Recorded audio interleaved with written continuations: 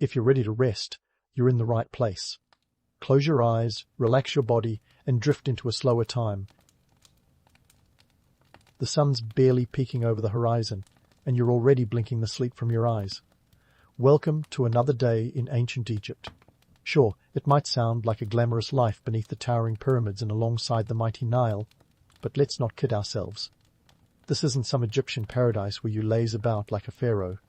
No, you're one of the ordinary folks who make up the 90% of the population just trying to keep the bread on the table.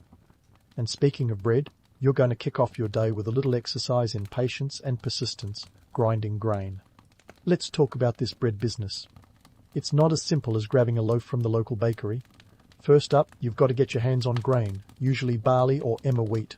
If you're lucky enough to own land, you've grown it yourself. But if not, you're trading or working on someone else's farm for a share. Either way, it's a whole lot of effort for what we'd call a simple sourdough. Now, here's where things get gritty, literally. You haul out the saddle quern, a hefty stone tool that's basically the ancient world's answer to a food processor.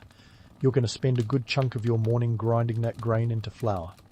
And don't think this is some gentle kneading process.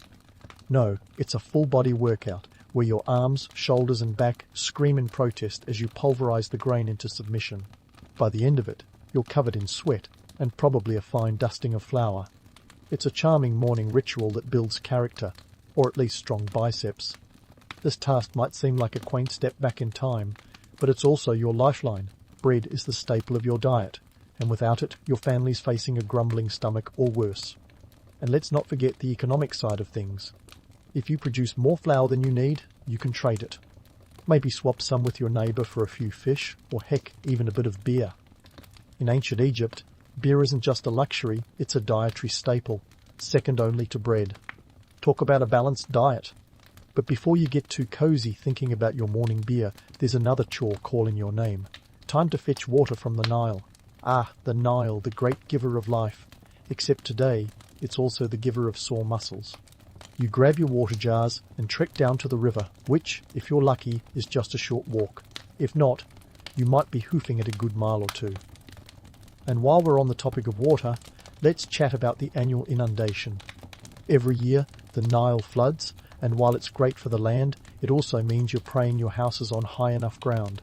Otherwise, it's time to build some sandbag pyramids of your own. You reach the river, dip your jars, and haul them back home, trying not to spill too much along the way. It's a process that's as repetitive as it is essential. And here's a fun fact. A single person needs about a gallon of water a day just for drinking and another 2 for cooking and cleaning. So, unless you've got a strong back or a slave to do the heavy lifting, you're making this trip multiple times a day. Talk about dedication. As you make your way back, you might be wondering why on earth anyone would romanticize this life. The truth is, there's a kind of beauty in simplicity. Sure, the labor's tough, but it's straightforward. You work, you eat, you survive. And maybe, just maybe, you sneak a peek at those pyramids in the distance and remind yourself why your ancestors started building them in the first place. They're a testament to the belief in something greater, something that transcends the daily grind, literally and figuratively. Still, let's not get swept away by the grandeur. The reality is, most of your day is spent ensuring you and your family don't starve. It's a relentless cycle, and while it's easy to get caught up in the romance of hieroglyphs and hidden tombs, the truth is that for every pharaoh living the high life, there are thousands of you grinding away, both literally and metaphorically. As you finally sit down for a quick bite of breakfast, your own freshly made bread, maybe with a bit of cheese if you're lucky, you're reminded of the hard truth.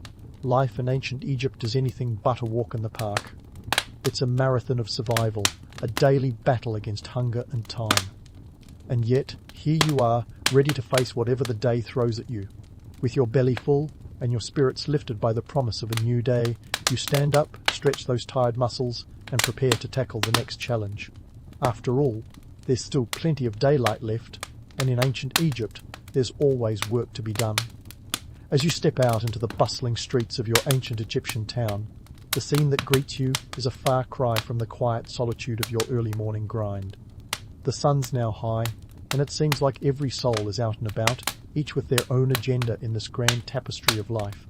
Don't let the chaos fool you. There's an intricate order beneath it all. dictated by a social hierarchy as rigid as a pharaoh's decree. Let's start at the top of the pyramid, pun intended, with the pharaoh. This guy isn't just the ruler, he's a living god, a walking deity whose whims shape the fate of the entire nation. His word is law, and his wealth is the stuff of legend. We're talking about a treasury so vast that it makes modern billionaires look like they're saving up for a candy bar. But here's the kicker. While the pharaoh's life might seem like an endless parade of golden grandeur, he's also under immense pressure to keep the gods happy and the Nile flooding properly. One bad season, and suddenly your divine status is in question. It's a high-stakes game of celestial politics where even the mightiest can fall. Now, if you're wondering who keeps this cosmic soap opera running, look no further than the viziers and high priests. Think of them as the pharaoh's right-hand men, wielding power that would make a modern CEO blush. They're the ones who manage the day-to-day affairs of the kingdom, from tax collection to temple offerings. But power, as they say, is a double-edged sword.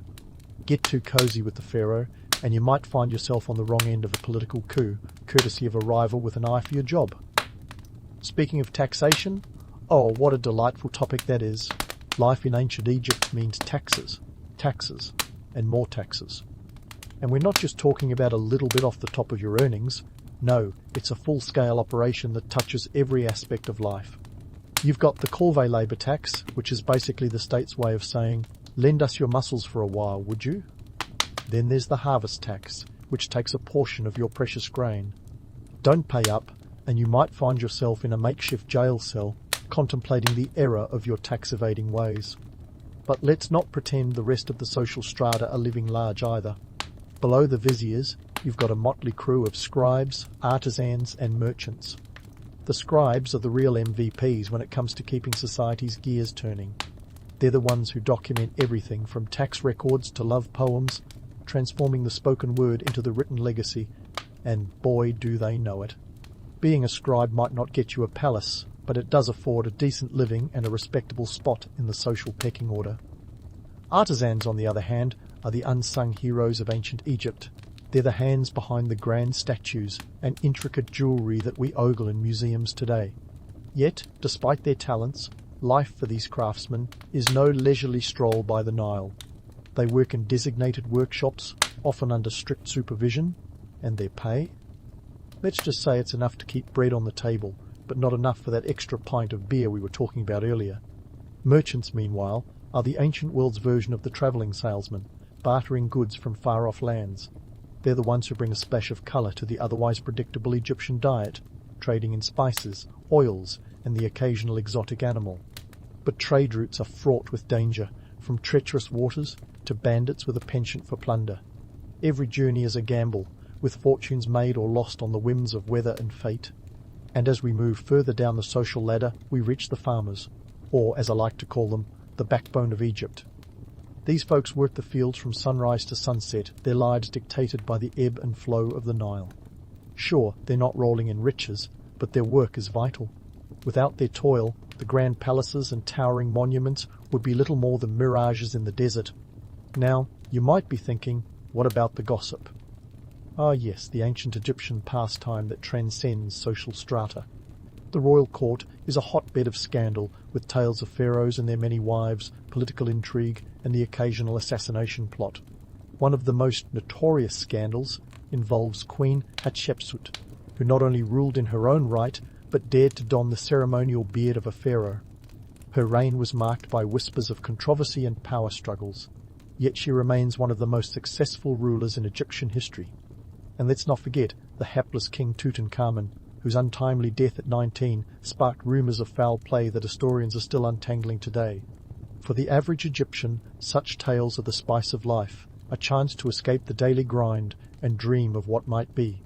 But beneath the allure lies a sobering reality. This is a world where power is absolute, and the wrong move can end in ruin. So, as you navigate the streets, dodging donkey carts and street vendors, take a moment to appreciate the intricate dance of Egyptian society. From the mighty pharaoh to the humble farmer, each plays their part in a grand narrative as timeless as the sands that surround them. And while the romance of royal intrigue and monumental achievements might capture the imagination, It's the everyday struggles and triumphs that truly define this ancient civilization. As you weave your way through the throng, remember this. Life in ancient Egypt is a complex tapestry of power, survival, and the pursuit of something greater. A testament to the enduring spirit of a people who dared to dream as big as their pyramids. As you brush past the bustling market stalls, the sun climbs higher, turning the streets of ancient Egypt into a simmering cauldron. The midday heat is relentless, and it's a stark reminder that you're smack dab in the middle of a desert. But there's no time to wilt. Like a lotus under the sun's glare, the fields are calling, and the crops won't tend themselves. Welcome to the world of ancient Egyptian agriculture, where the Nile is both a benevolent benefactor and a cantankerous overlord. This river's annual floods were the great equalizer, turning the arid landscape into a fertile crescent, ripe for cultivation. But here's the twist. Managing this bounty was no walk in the park. Nope, it was more like an epic saga of sweat, ingenuity, and back-breaking toil. Let's talk irrigation, a word that, much like the work itself, doesn't get the glory it deserves. Forget the romantic notion of idyllic green fields stretching as far as the eye can see. Real life was a bit more grueling. The Egyptians, ever the clever engineers, devised a network of basins and canals to capture and distribute the Nile's precious water. These systems were as vital as they were punishing. Picture this. Miles of mud brick channels and earthen dikes, each one demanding constant maintenance. And who's doing all this maintaining? That's right, our tireless farmers.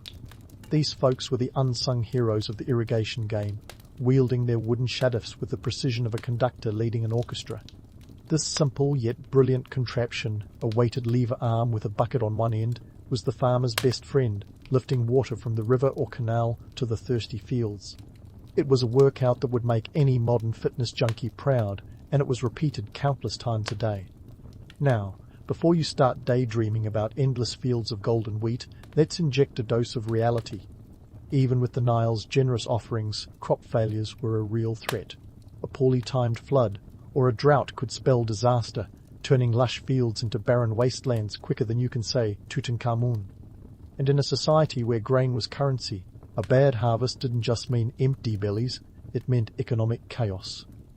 But let's not forget the taxman, that uninvited guest at every harvest festival.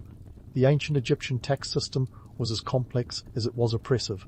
Farmers coughed up a significant chunk of their produce to the state, a non-negotiable tribute to the pharaoh's treasury. And when we say significant, we're talking up to a third of the crop gone before you could even blink. Miss a payment, and you'd find yourself on the wrong end of a scribed stylus, with penalties that could include confiscation of goods or even imprisonment. So, about that myth of the happy peasant, it's time to give it a once-over with a reality check. Sure, the image of cheerful farmers tilling sun-drenched fields is appealing, but the truth is closer to a relentless grind, seasoned with a healthy dose of uncertainty.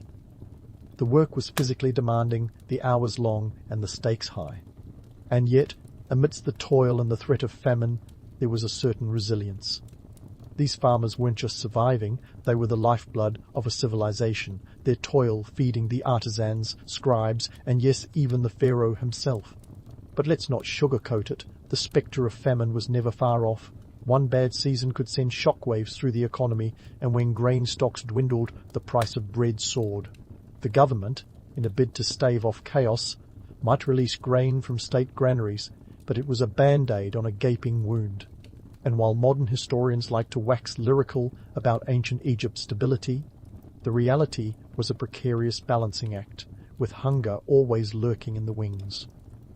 On the flip side, when the harvest was bountiful, it was a cause for celebration. Festivals dotted the calendar, offering a much-needed respite from the daily grind. These were times when even the most downtrodden farmer could raise a mug of beer and toast to the gods, thankful for another year of survival. But don't get too carried away with the revelry.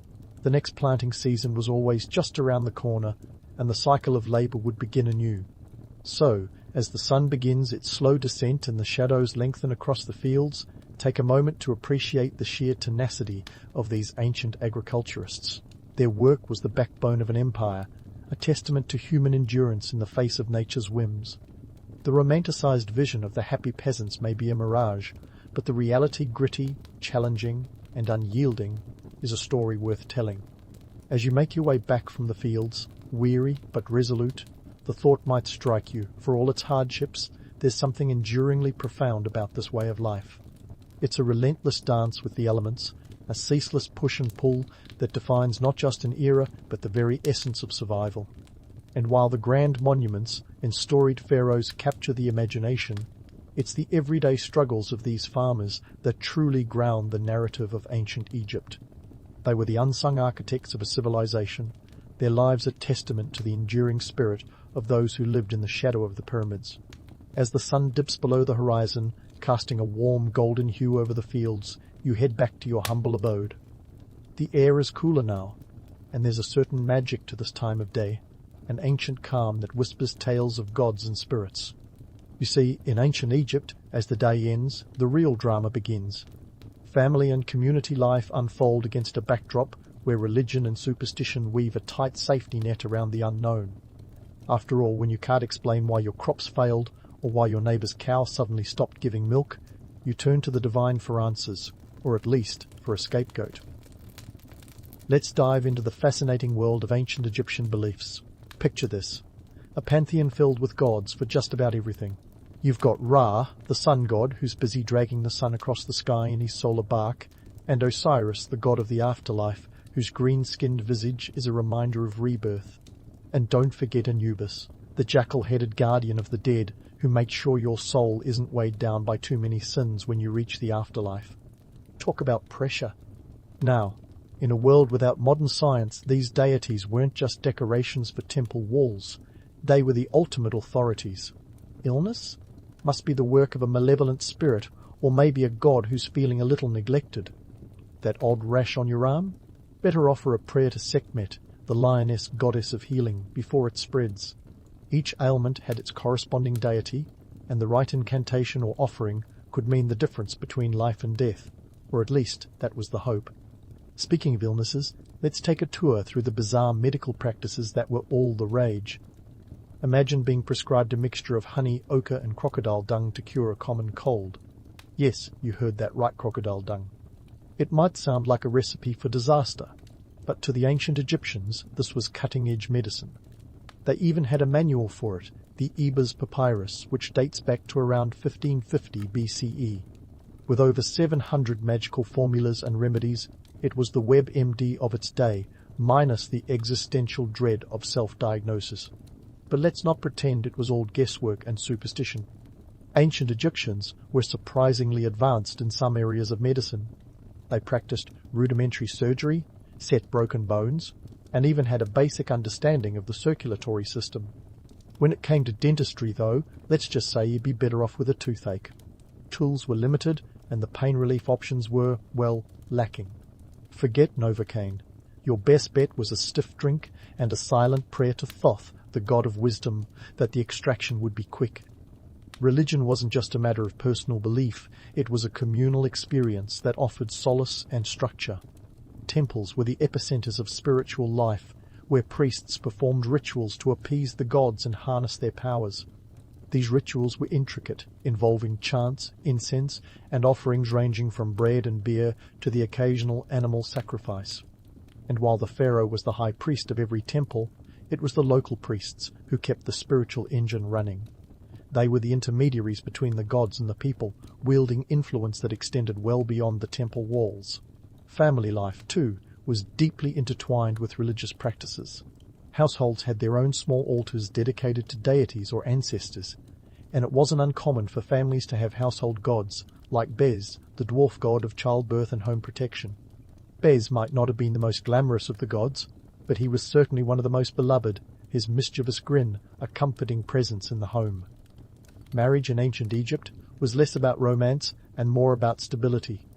It was a pragmatic union, often arranged for economic or social gain. However, love wasn't entirely off the table. Love poems from the period reveal a society that appreciated affection and partnership. Divorce was also an option, particularly if things went south. Women, believe it or not, had significant rights compared to other ancient cultures. They could own property, initiate divorce, and even engage in business transactions. Cleopatra might be the headliner, but she wasn't the only woman in Egypt wielding power. Now, let's talk about the community, because, spoiler alert, it wasn't all sunshine and papyrus scrolls. Gossip was the social currency, and the grapevine was as potent as any Nile flood. Scandals were the talk of the town, from the pharaoh's court down to the local tavern. A particularly juicy tale involved the tomb robbery scandals that rocked the new kingdom. Even the eternal rest of a pharaoh wasn't safe from the sticky fingers of thieves who pilfered treasures meant to accompany the dead into the afterlife. The gossip mill churned with stories of daring heists and betrayals, adding a dash of intrigue to the daily grind. As the stars begin to twinkle above, you gather with your community for a meal, a simple affair of bread, vegetables, and perhaps a bit of fish if the day was good. There's laughter, conversation, and a shared sense of purpose that binds everyone together. Religion, superstition, and tradition fill the gaps left by uncertainty, offering both comfort and control. It's a world where the mystical and the mundane coexist, each day a test of faith and resilience. And so, as you lay down for the night, the gods watching over you from their celestial thrones, you reflect on the day's events, the struggles, the small victories, and the ever-present dance with fate. Tomorrow will bring new challenges and perhaps a little more clarity on this grand tapestry of life. But for now, under the vast canopy of the Egyptian sky, you find solace in the certainty of another dawn, a promise of continuity and the enduring spirit of a civilization that dared to dream beyond the stars. So, you're lying there under the endless Egyptian sky, pondering tomorrow's grind, when you realize life isn't all about work or appeasing gods with crocodile dung poultices. Even in ancient Egypt, folks needed a break from the relentless cycle of toil. Enter stage left, entertainment and leisure, the unsung heroes of mental health in antiquity. Let's kick things off with music. Now, don't expect a Grammy-worthy orchestra, but the ancient Egyptians were all about rhythm and melody. You'd hear the sweet sounds of the sistrum, a kind of ancient maraca, shaking away at temples or during festivals. Harps, lutes and flutes added to the ensemble, creating a soundtrack for both the divine and the mundane. And yes, even the pharaohs were known to tap a royal toe. Imagine Tutankhamun vibing to a harp solo talk about an ancient jam session. But music wasn't just for the elite. Even the humblest farmer might end his day with a tune or two, maybe accompanied by a hand-carved drum. Music was more than entertainment. It was a communal experience that transcended social boundaries. It was the glue in this grand tapestry, offering a rare chance to forget about taxes and the latest decree from on high. On the subject of games, the Egyptians knew how to throw down with a board game called Senet. Picture this: a grid of 30 squares, each one a step in a spiritual journey. The game was essentially a metaphorical race through the afterlife, and players believed it might help them navigate the real thing. Talk about putting the fun in funeral preparations. Archaeologists have unearthed Senet boards in the tombs of pharaohs, a testament to its esteemed place in society. In a land where death was as much a part of life as the Nile itself, a little light-hearted strategy game doubled as a rehearsal for eternity. Of course, the Egyptians couldn't resist a good festival, and the calendar was peppered with them. These were no low-key affairs. Picture the Opet festival in Thebes, where the city transformed into a bustling carnival. The god Amun and his entourage took a scenic boat ride down the Nile with priests and revelers in tow. It was part religious observance, part Mardi Gras, and all spectacle. Ordinary Egyptians got a rare glimpse of the divine as statues of gods paraded through the streets amidst cheering crowds. For a society so deeply embedded in ritual, festivals were a spiritual release valve, a chance to let loose and celebrate survival itself. Now, about that myth of ancient Egypt as a non-stop parade of feasts and festivals, let's give it a reality check. Sure, there were moments of joy and celebration, but they punctuated a life of hard labour and uncertainty. The truth is, daily life was a slog, and leisure was more an exception than the rule. But when it came, it was seized with both hands, an oasis of relief in the desert of duty. So why, despite the bone-crushing work and the precarious existence, does the allure of ancient Egypt persist?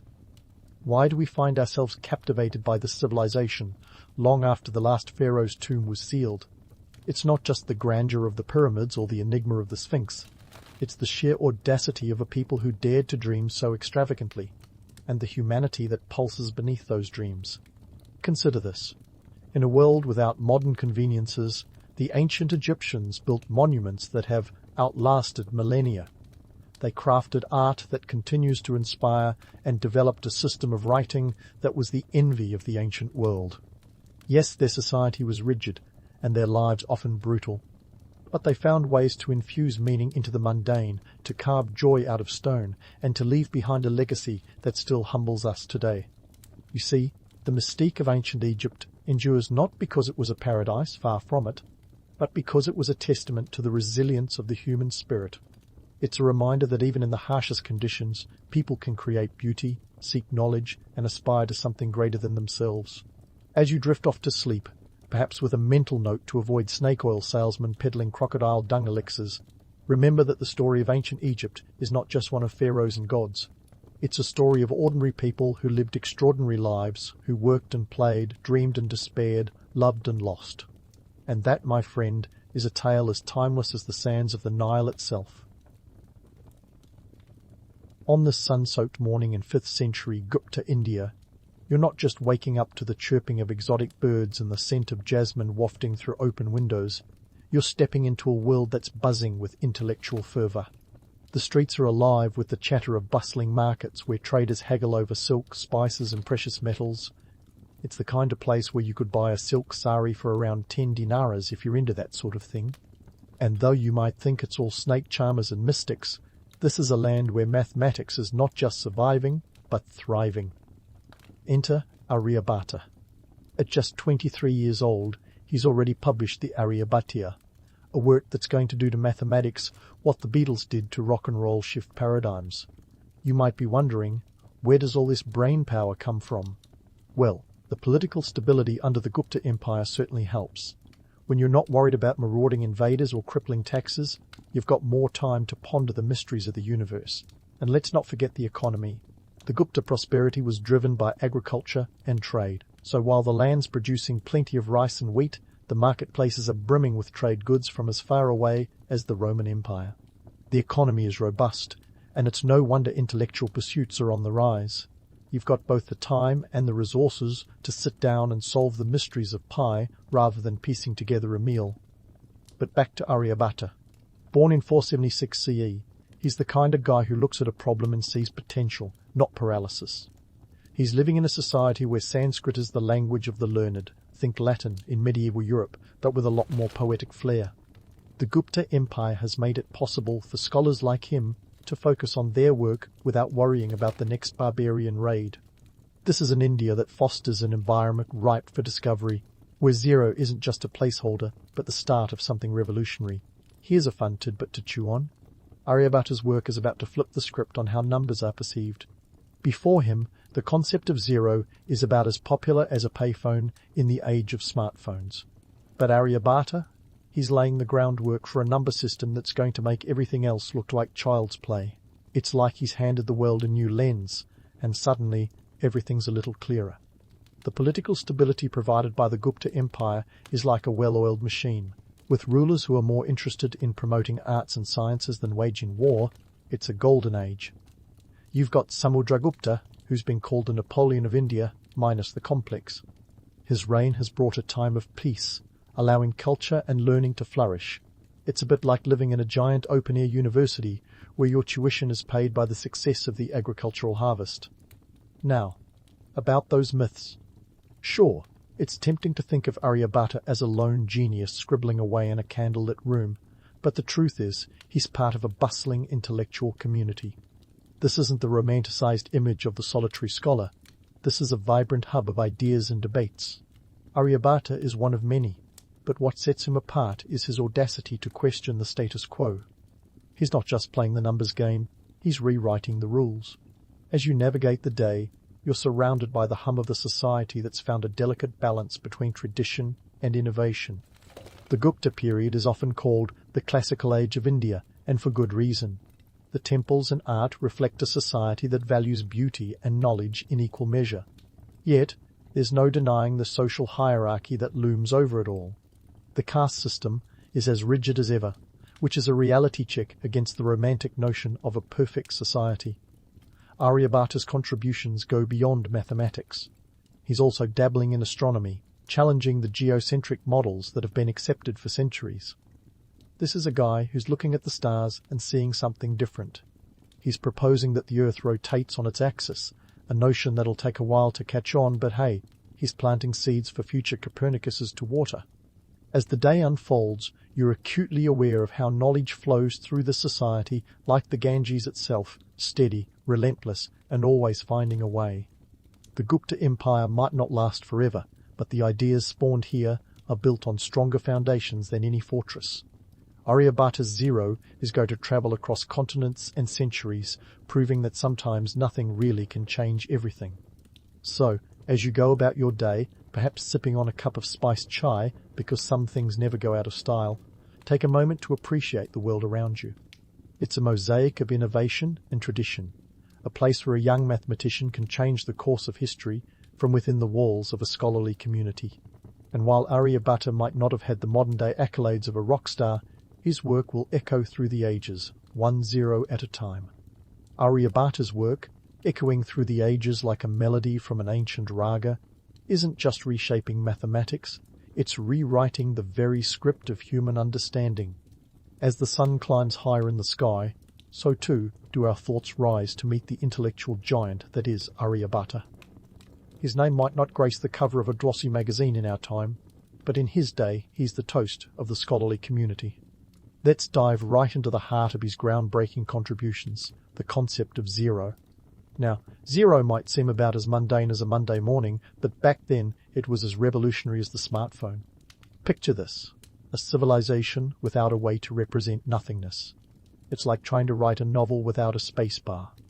Aryabhata didn't invent zero, but he sure gave it a starring role in the mathematical drama. Zero becomes not just a placeholder, but the hero that enables the decimal system to flourish. This little number, or non-number if you will, is about to make arithmetic as we know it possible. And that's just the prologue. Moving on to pi, Aryabhata calculates it to 4 decimal places, 3.1416, using methods that would make a modern-day mathematician pause and nod in respect. Sure, it's not as precise as the 20 trillion digits we've computed today, but back then it's like discovering a new planet in your backyard. His approximation is close enough to lay the groundwork for engineering feats and architectural wonders, from temples to trade networks. You see, pi isn't just an abstract notion, it's a practical tool, essential for constructing everything from the grand stupas that dotted the landscape to the intricate irrigation systems that kept the empire's crops flourishing. And speaking of feats, Aryabhata takes a stab at calculating the Earth's circumference, landing impressively close to the actual figure of 40,075 kilometers. His number? About 39,968 kilometers. That's a margin of error even a modern GPS might envy. He's doing this without satellite imagery or Google Earth, mind you, just good old observation and calculation. This isn't just mathematical musing, it's a revelation that reshapes navigation and trade. Traders and sailors across the Gupta Empire newfound insights to plot their courses more accurately, driving economic growth and cultural exchange. But Aryabhata doesn't stop there. He delves into solving quadratic equations and pioneering the use of algebra. Imagine looking at a quadratic equation and realizing it's not an unsolvable mess, but a puzzle with a solution. His methods might not be written in the textbook format we're familiar with today, but they lay the intellectual foundations for future mathematicians to build on. His work is a mathematical Rosetta Stone, translating complex problems into solvable challenges. Now, you might think all this number crunching is a purely academic exercise. Au contraire. In a society where trade and agriculture are the lifeblood, these mathematical advances are more than theoretical. They're the engines driving real-world applications in construction, navigation, and commerce. Thanks to Aryabhata's work, architects can design more stable structures, engineers can devise more efficient irrigation systems, and traders can plot more precise routes. The decimal system fuels accounting practices that streamline trade, making the exchange of goods as smooth as the silk that lines the empire's bazaars. Let's not kid ourselves, though. This is still a world with rigid social hierarchies. The benefits of Aryabhata's insights aren't evenly distributed. The intellectual elite, those with access to education and scholarly communities, reap the most rewards. For the average farmer, the magic of mathematics might seem as distant as the stars, Aryabhata observes. Yet, the ripple effects of his work are felt throughout the Gupta Empire, boosting productivity, fostering innovation, and laying the groundwork for future advancements. While Aryabhata is busy redefining what numbers can do, the political landscape of the Gupta Empire provides a supportive backdrop. This is a time when rulers recognize the value of fostering learning and culture rather than just expanding borders. It's like having a government that funds space exploration instead of building more walls. The Gupta rulers, with their patronage of the arts and sciences, create an environment where intellectual pursuits can thrive. Aryabhata's work doesn't exist in a vacuum. It's nurtured by a society that values knowledge as much as it does power. Still, let's not romanticize it too much. The Gupta Empire, for all its advancements, is still a place bound by tradition and hierarchy. The caste system remains a formidable structure, dictating one's societal role and potential. Even as Aryabhata's zero opens up infinite possibilities in mathematics, the social possibilities remain decidedly finite for many. It's a reminder that progress often moves in fits and starts, with breakthroughs in one area offset by stagnation in others. As the day stretches on, Aryabhata's legacy continues to unfold. His work is a testament to the power of human curiosity and the relentless pursuit of knowledge. It's a legacy that will endure, not just in the ink of ancient manuscripts, but in the enduring principles that guide mathematicians and scientists centuries later.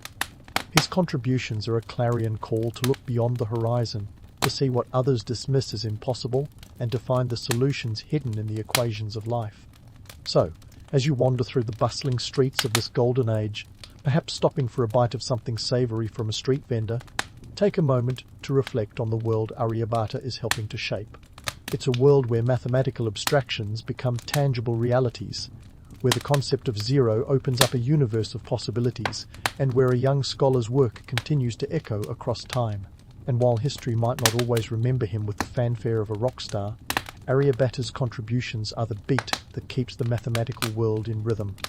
As the afternoon sun casts its golden glow over the bustling streets, let's dive into the tangled web of Aryabhata's legacy, where myths and reality wrestle like two cats in a sack. First up, the big question: did Aryabhata really invent zero? Spoiler alert, nope. But before we deflate the myth balloon completely, let's appreciate the romance of this tale. The idea of a lone genius pulling a zero out of thin air is undeniably appealing, like imagining Newton getting bonked by that apple. But, much like the apple, it oversimplifies a richer narrative. The truth is, the concept of zero had already been germinating in the fertile minds of earlier cultures. We're talking about the Babylonians, who were tinkering with placeholders in their number system around 300 BCE. Fast forward to the 7th century CE, and Indian mathematicians like Brahmagupta were giving zero its full mathematical debut. Aryabhata, for his part, deserves credit for popularizing its use and laying the groundwork for the decimal system. He didn't invent zero, but he definitely made it the Beyoncé of numbers, a major player in the mathematical universe. Now, while Aryabhata didn't conjure zero from the ether, he was a trailblazer in other arenas, like astronomy. His seminal work, the Aryabhatiya, is a compendium of mathematical and astronomical knowledge that would make even Neil deGrasse Tyson nod in appreciation. Here's where Aryabhata really shakes things up. He proposes that the Earth rotates on its axis. Revolutionary, right? Remember, this is a time when the prevailing wisdom suggests the Earth is flatter than a pancake under a steamroller. Aryabhata's notion isn't just a shot in the dark, it's grounded in keen observation and daring speculation.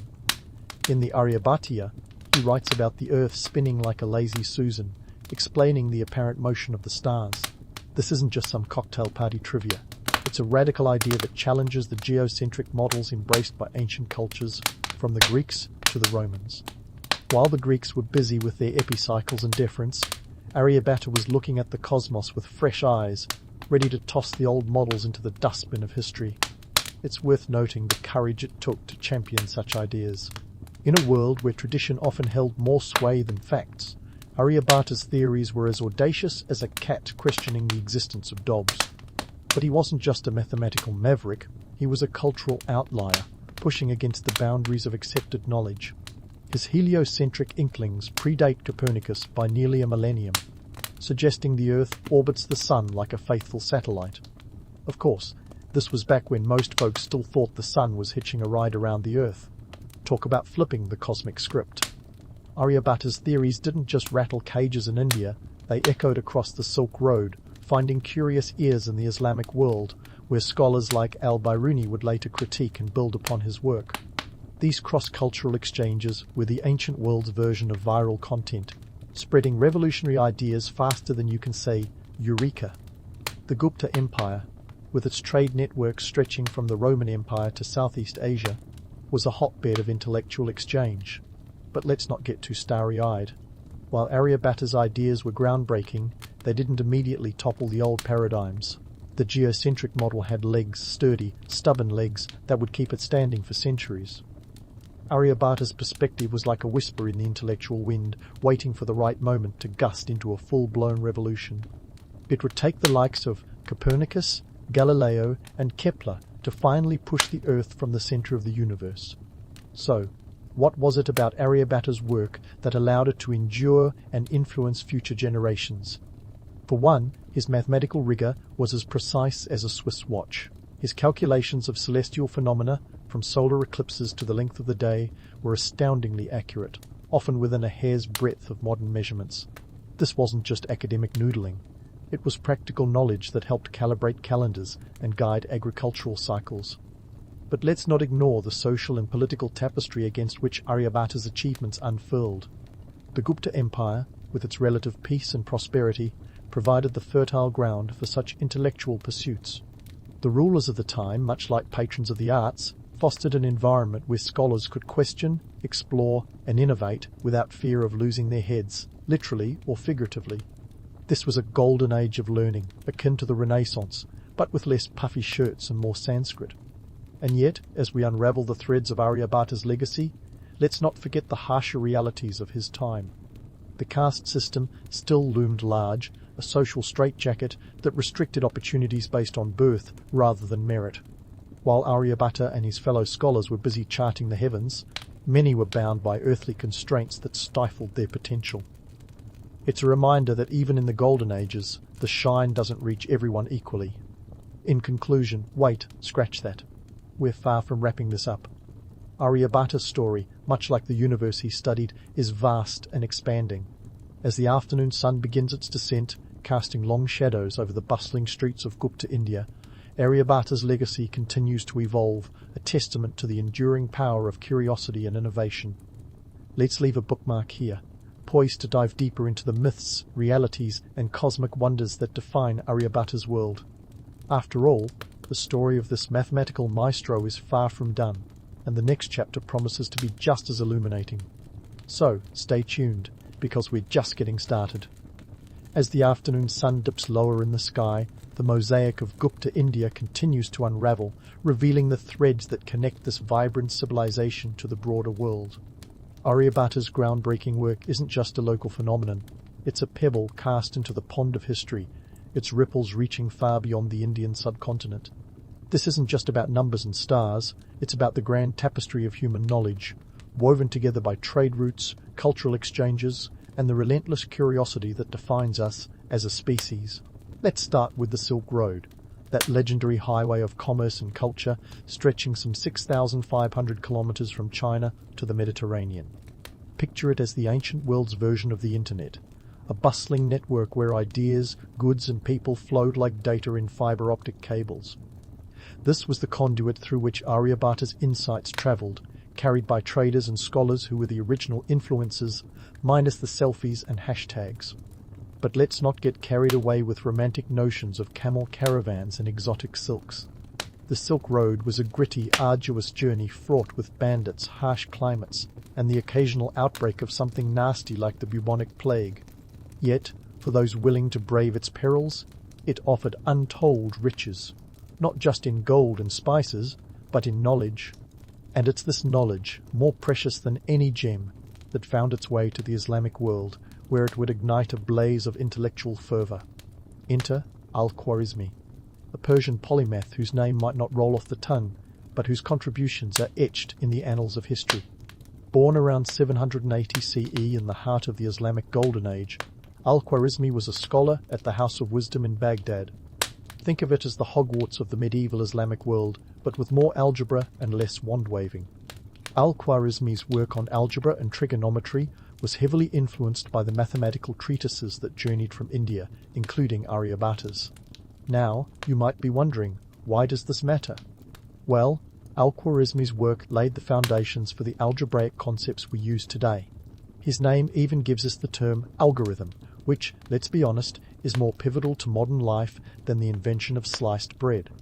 Without algorithms, your favorite social media platform would be a chaotic mess, and online shopping would be a digital Wild West. But let's not put all the credit in one basket. The Islamic scholars of the time were voracious in their appetite for knowledge, absorbing not only Indian mathematics, but also Greek philosophy and Persian astronomy. This was an era of synthesis, where the intellectual legacies of different cultures were blended into a potent cocktail of discovery and innovation. Aryabhata's astronomical calculations, for instance, were scrutinized and expanded upon by luminaries like al-Biruni, who sought to reconcile them with Islamic cosmology. And the influence didn't stop there. As the Islamic Golden Age flourished, its scholars became the intellectual bridge to Europe, where medieval scholars were just beginning to shake off the cobwebs of the Dark Ages. When Europe started to wake up from its intellectual slumber, it turned to the Islamic world for guidance. The translation movement of the 12th century saw texts by Aryabhata, among others, making their way into Latin, becoming the bedrock upon which European Renaissance thinkers would stand. Let's not sugarcoat it, though. This wasn't a seamless transfer of knowledge. The process was more like a game of intellectual telephone, with ideas getting lost, mistranslated, or outright ignored along the way. Yet, the core of Aryabhata's contributions, the concept of zero, the decimal system, and those audacious astronomical theories, managed to survive the journey, evolving and adapting to new contexts. The interconnectedness of ancient civilizations wasn't just about swapping scrolls and books. It was an economic engine driven by the relentless march of trade. The Gupta Empire's prosperity, much like that of its Islamic counterparts, was built on a foundation of commerce. Spices, textiles, and precious gems were the currency of this vibrant trade network, greasing the wheels of cultural exchange. The wealth generated by these transactions didn't just line the pockets of traders, it funded the scholarly pursuits that would lead to revolutionary ideas.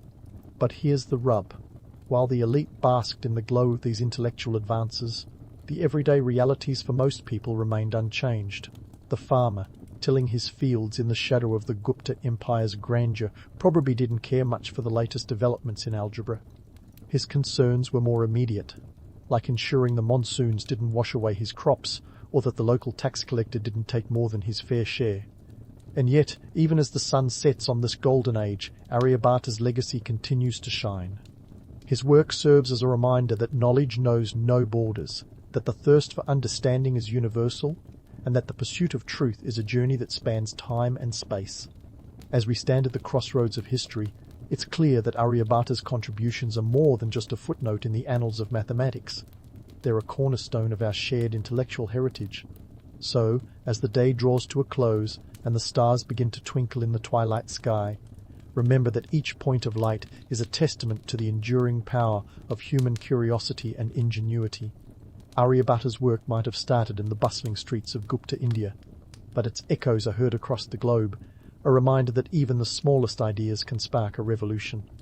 And who knows? The next great leap in human understanding might just be waiting around the corner, ready to be discovered by a curious mind willing to look beyond the horizon. Stay tuned, because the story of Aryabhata and his remarkable journey through time is far from over. We've only scratched the surface, and the next chapter promises to take us even deeper into the heart of this fascinating tale. So, keep your ears open and your mind sharp. There's more to come, and you won't want to miss a moment of it. As the stars flicker to life overhead, let's wrap our minds around Aryabhata's lasting legacy. A legacy that dances across the pages of history like constellations in the night sky. Aryabhata's contributions to mathematics and astronomy are like the roots of an ancient banyan tree. They spread far and wide, supporting the canopy of modern science and mathematics that we know today. Now, before we dive into the heavy hitters, let's get one thing straight. Aryabhata wasn't just crunching numbers for fun. His work laid the groundwork for everything from space travel to the smartphone in your pocket. It's no stretch to say that without Aryabhata, your calculator app might still be stuck in the abacus age. He was the catalyst who propelled mathematics into the future, even if he didn't see rockets or iPhones on the horizon. Take his work with the number 0. Sure, Aryabhata didn't invent it, but he gave it a stage to shine on. The concept of 0 is like the unsung hero of math, a humble placeholder that wields the power to transform equations from mundane to mind-bending. Without 0, we'd be stuck in the numerical equivalent of a traffic jam, unable to move forward. Aryabhata's work enabled the development of the decimal system, which is now as essential to our lives as our morning coffee. Speaking of the decimal system, Aryabhata's influence extends into every corner of mathematics. His approach to solving quadratic equations was as revolutionary as a rock band smashing guitars on stage. He showed that complex mathematical problems weren't just inscrutable puzzles. They were solvable challenges waiting for a keen mind to unravel. His methods paved the way for algebra as we know it, a tool as indispensable to modern science as the wheel to transportation. And let's not forget his astronomical insights. Aryabhata's proposal that the Earth rotates on its axis was a cosmic revelation, one that would eventually lead to our understanding of heliocentrism. He essentially handed Copernicus the playbook, centuries before the Polish astronomer would step into the spotlight. Aryabhata's calculations of solar eclipses and planetary positions were so precise, they'd make a modern-day astronomer green with envy. His work didn't just map the stars, it charted a course for future generations of stargazers to follow. But let's pull back the curtain on the so-called Golden Age of the Gupta Empire. It's easy to romanticize this period as a utopia of peace and prosperity, but reality is always more complex. The Gupta period was certainly marked by cultural and intellectual achievements, but it was also a time of rigid social hierarchies and economic disparities.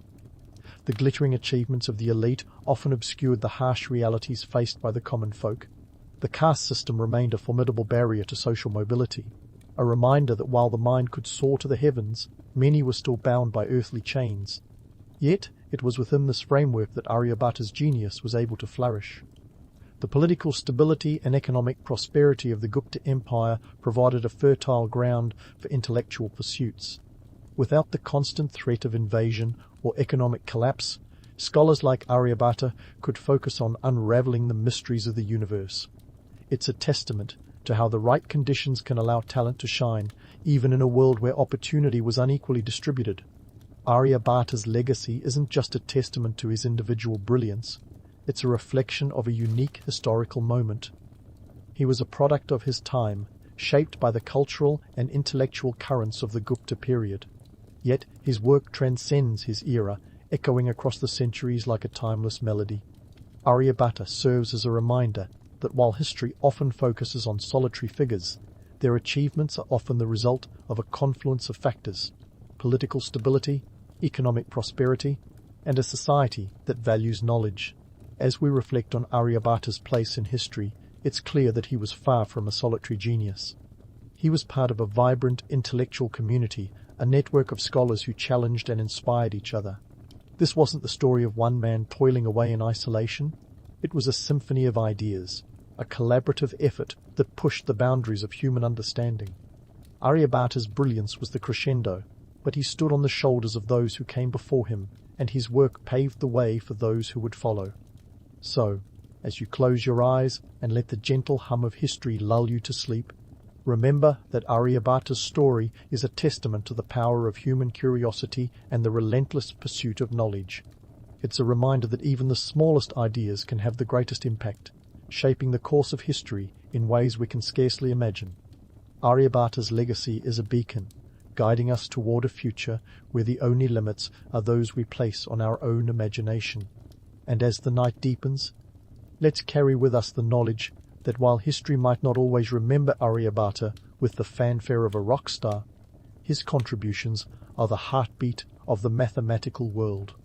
His work continues to resonate, a timeless reminder that the pursuit of truth is a journey worth undertaking. So, here's to Aryabhata and all the dreamers and thinkers who dare to look beyond the horizon and see the infinite possibilities that await. You crack open your eyes to a sun-drenched morning in 11th century Córdoba, a city so vibrant it's like the universe spilled its brightest colors right here. You're in Al-Andalus, the jewel of the Islamic world, where learning and culture shine like a beacon, and you're about to shadow a scholar whose mind is as sharp as a Damascus blade. Lucky you, right? The air is filled with a tantalizing scent of spices wafting through the open windows, hinting at the bustling markets that await your exploration. Now, let's talk about these markets. Córdoba isn't just any city. It's a major trade hub, a crossroads of commerce where the goods from the east, west, and everywhere in between converge. Silk from China, spices from India, and ivory from Africa. This place makes your typical medieval market look like a glorified garage sale. As you step into the throng, your senses are assaulted by the clamour of haggling traders and the kaleidoscope of exotic wares. It's chaotic, but it's a beautiful chaos, like an orchestra tuning up for a grand performance. And speaking of grand performances, let's not forget the city's libraries because, boy, are they something to sing about. Córdoba is the proud owner of more books than most of medieval Europe combined. We're talking around 400,000 volumes, folks. When the rest of Europe was still struggling with the ABCs, this place was diving deep into the works of Aristotle, Galen, and Ptolemy. Not to mention original treatises in philosophy, mathematics, and astronomy by local intellectuals. It's enough to make any modern bibliophile weep tears of envy. But let's not get too romantic about it. Sure, Córdoba's libraries are legendary, but they weren't just for show. They were powerful tools in the game of political chess. Knowledge was currency here, perhaps even more valuable than gold. Rulers like Al-Hakam II used these vast collections to bolster their prestige and influence, attracting scholars from across the world to their courts like moths to a flame. It's the medieval equivalent of having the world's largest Twitter following, but instead of tweets, you had treatises. As you walk through the city, you can't help but notice the architectural wonders around you. The great mosque, with its forest of columns and dazzling mosaics, stands as a testament to the city's wealth and cultural prowess. But don't let the grandeur fool you. This wasn't just about religious devotion. It was a statement, a flex of power, if you will. Remember, Córdoba wasn't just an intellectual hub, it was a political one too. The Caliphate's influence stretched across the Iberian Peninsula, and every stone in that mosque was a reminder of who held the reins. But back to the markets, where the real pulse of the city beats. Here, merchants and traders from all corners of the globe come to peddle their wares. You hear snippets of conversations in a dozen languages, a linguistic tapestry that mirrors the city's cosmopolitan spirit. The price of a pound of saffron might set you back a gold dinar, while a bolt of Chinese silk could cost as much as a small house. And it's not just goods changing hands, it's ideas too. This is where knowledge is traded as eagerly as spices. Where a discussion over a cup of kahwa, yep, that's coffee to you, could lead to a breakthrough in astronomy. As you wander through the labyrinthine streets, you might bump into the occasional scholar, their arms laden with scrolls and codices, perhaps pondering the works of Averroes or Al-Zarawi. These are the rock stars of the age, revered for their intellect and contributions to fields as diverse as medicine, mathematics, and philosophy. They're the ones who'll be remembered in history books, while the rest of us are footnotes, if we're lucky. But let's not get ahead of ourselves. For now, your task is to soak it all in, to let the energy of this remarkable city wash over you. Because in Córdoba, every corner you turn, every conversation you overhear is a lesson waiting to be learned, a story worth telling. So keep your eyes open, your mind sharp, and your curiosity insatiable. After all, you're not just a visitor here. You're a part of the grand tapestry that is 11th century Córdoba, if only for a day. As you drink in the vibrant chaos of the markets, your feet instinctively lead you towards the great mosque of Córdoba, a place that's as much a university as it is a house of worship. You find yourself standing at the entrance, gazing up at its majestic arches that seem to stretch to infinity, like some eternal echo of knowledge. If architecture could talk, this place would be whispering secrets of the universe in 1,000 tongues. But let's get one thing straight. This isn't just a holy site, It's the medieval equivalent of the Ivy League, minus the astronomical tuition fees. Inside, the air is cool and calm, a stark contrast to the bustling streets outside. The mosque's famous red and white arches crisscross above you, creating a hypnotic pattern that's both dizzying and awe-inspiring. Here, scholars gather like bees to a hive, buzzing with ideas and debates. It's the intellectual epicenter of the Islamic Golden Age, a time when Córdoba was the place to be for anyone who fancied themselves a thinker. You spot a cluster of scholars in deep discussion, their robes swirling like colourful flags in a cerebral breeze. They're wrestling with the big questions, blending Greek philosophy with Islamic teachings in a manner that would make Aristotle himself raise an eyebrow, or perhaps a goblet if he were the toasting type. Ever heard of Averroes?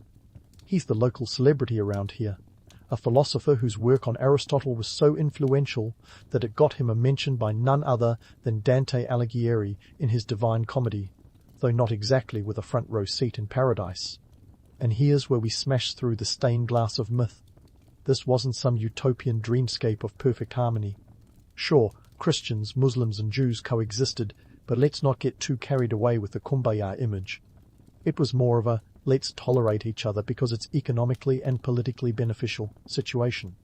Think of it as a medieval version of a corporate merger. Everyone's got different interests, but they're all in it for the profit and prestige.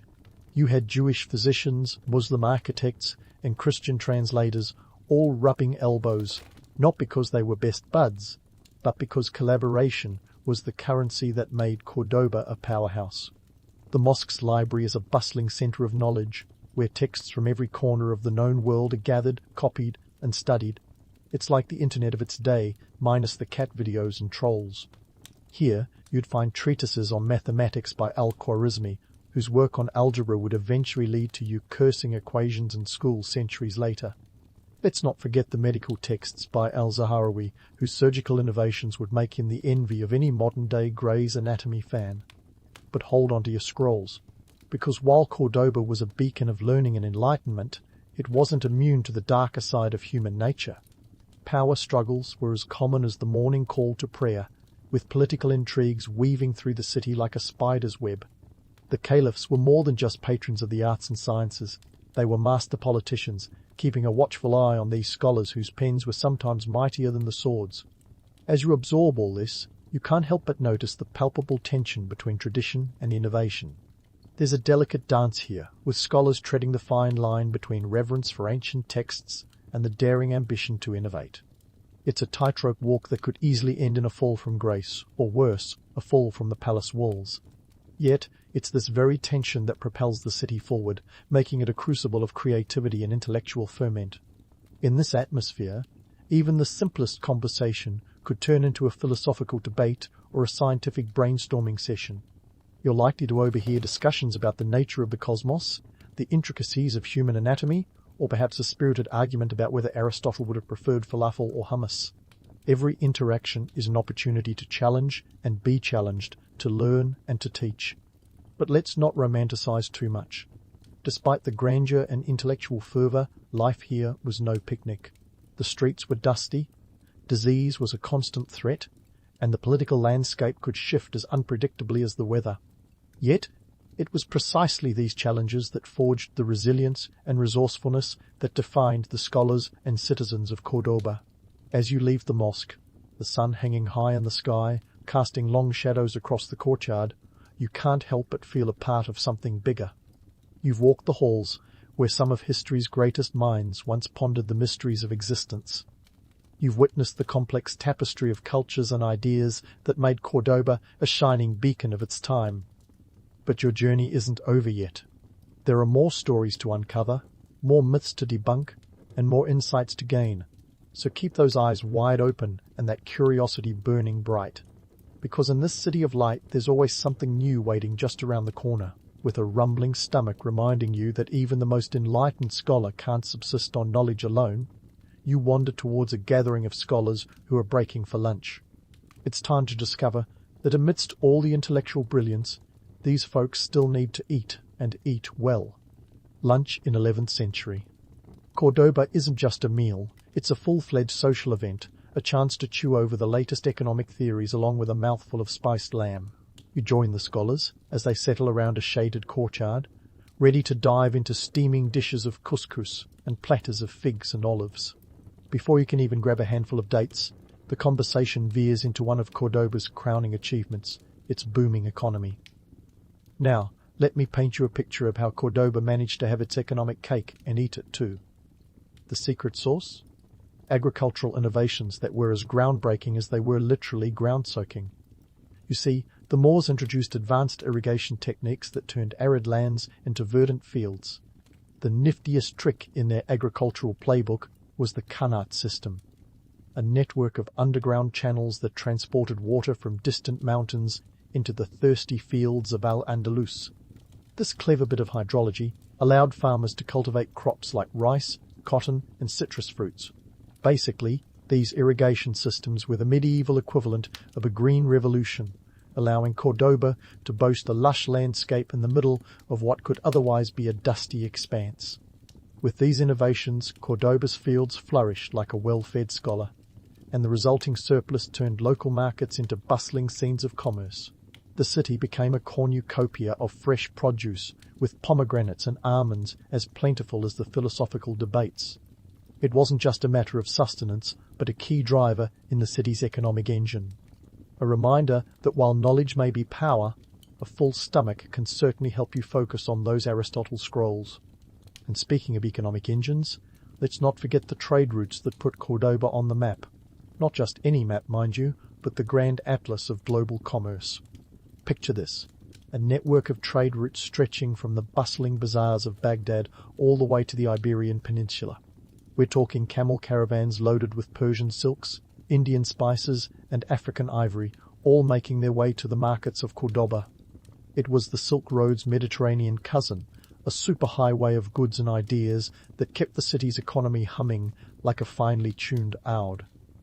But let's hit the pause button on the romantic notions of a seamless trade utopia. Sure, exotic goods flowed into Córdoba, but so did economic pressures and the ever-present spectre of wealth disparity. Not everyone was living in palatial splendor, despite what the tales of Aladdin and his golden lamps might have you believe. While the elite lounged in opulent courtyards, the average Córdoban was more likely to be living in modest surroundings, their fortunes tied to the whims of the market and the erratic weather patterns that could make or break an agricultural season. Here's the kicker. The politics of the era were as much about balancing these economic realities as they were about grandiose displays of power and intellect. The caliphs, those canny rulers of Córdoba, were master jugglers, keeping the economy buoyant while managing political alliances that stretched across continents. They understood that a prosperous Córdoba was not just a feather in their cap, but a cornerstone of their political strategy. After all, happy merchants make for stable governments, or at least that was the theory. As you listen to the scholars debate the nuances of wealth distribution over bites of honey-drenched pastries, you can't help but marvel at the complexity of it all. Here was a society that thrived on the exchange of goods and ideas, yet struggled with the same economic imbalances that have bedeviled civilizations throughout history. It's a stark reminder that while Córdoba was a beacon of learning and culture, it was also a city grappling with the age-old challenges of wealth and power. And as the afternoon sun begins to cast long shadows across the courtyard, signaling the end of the midday meal, you can't help but feel a sense of connection to these long-gone thinkers. They might have walked these streets centuries ago, but their world was shaped by the same forces that shape ours today: innovation, trade, and the eternal quest for prosperity. So as you rise to rejoin the thrumming life of the city, remember that in the grand tapestry of history we are all but threads, woven together by the shared experiences of those who came before us. And in Córdoba, those threads are rich indeed. As you step away from the midday meal, your belly comfortably full of spiced lamb and your mind buzzing with economic theories, you find yourself drifting toward a different kind of intellectual feast, the madrasa. It's time to delve into the world of education in 11th century Córdoba, where young minds are moulded into the thinkers, philosophers, and scientists of tomorrow. Think of it as Hogwarts, but swap out the flying broomsticks for scrolls and the potions class for a deep dive into Aristotle. The madrasa is tucked away behind the great mosque, a stone's throw from the bustling heart of the city. As you approach, you can hear the faint hum of scholarly debate, an orchestra of voices rising and falling with the rhythm of intellectual discovery. Step inside, and you're greeted by the sight of students of all ages, sitting cross-legged on woven mats, their faces lit with the glow of curiosity. This isn't the kind of school where you memorize facts by rote and call it a day. Oh no, this is the kind of place where questions are valued more than answers, where learning is a living, breathing thing. In this academic sanctuary, the curriculum is as diverse as the city itself. You've got science, philosophy, and religious studies all competing for attention like kids at a talent show. Picture this, a class where algebraic equations dance alongside theological debates, where the works of Galen and Hippocrates vie for space on the same parchment as treatises on Islamic law.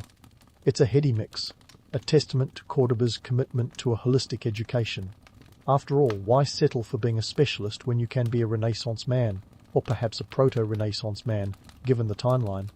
What's striking here is the role of education in maintaining societal hierarchy. Knowledge in Córdoba isn't just power, it's the key to climbing the social ladder. The brightest minds are like the golden tickets in this intellectual Willy Wonka's factory, hand-picked by the caliphs to serve in their courts, advising on everything from statecraft to architecture.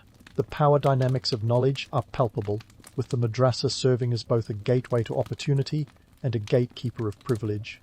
But let's not get too misty-eyed over this bastion of learning. While the madrasa is a beacon of enlightenment, it's also a reflection of the era's rigid structures. Access to education is largely determined by wealth and status, a reality that hasn't changed as much as we'd like to admit, even a millennium later. The sons of the elite are groomed for greatness, while the less fortunate must rely on patronage or sheer luck to get their foot in the door.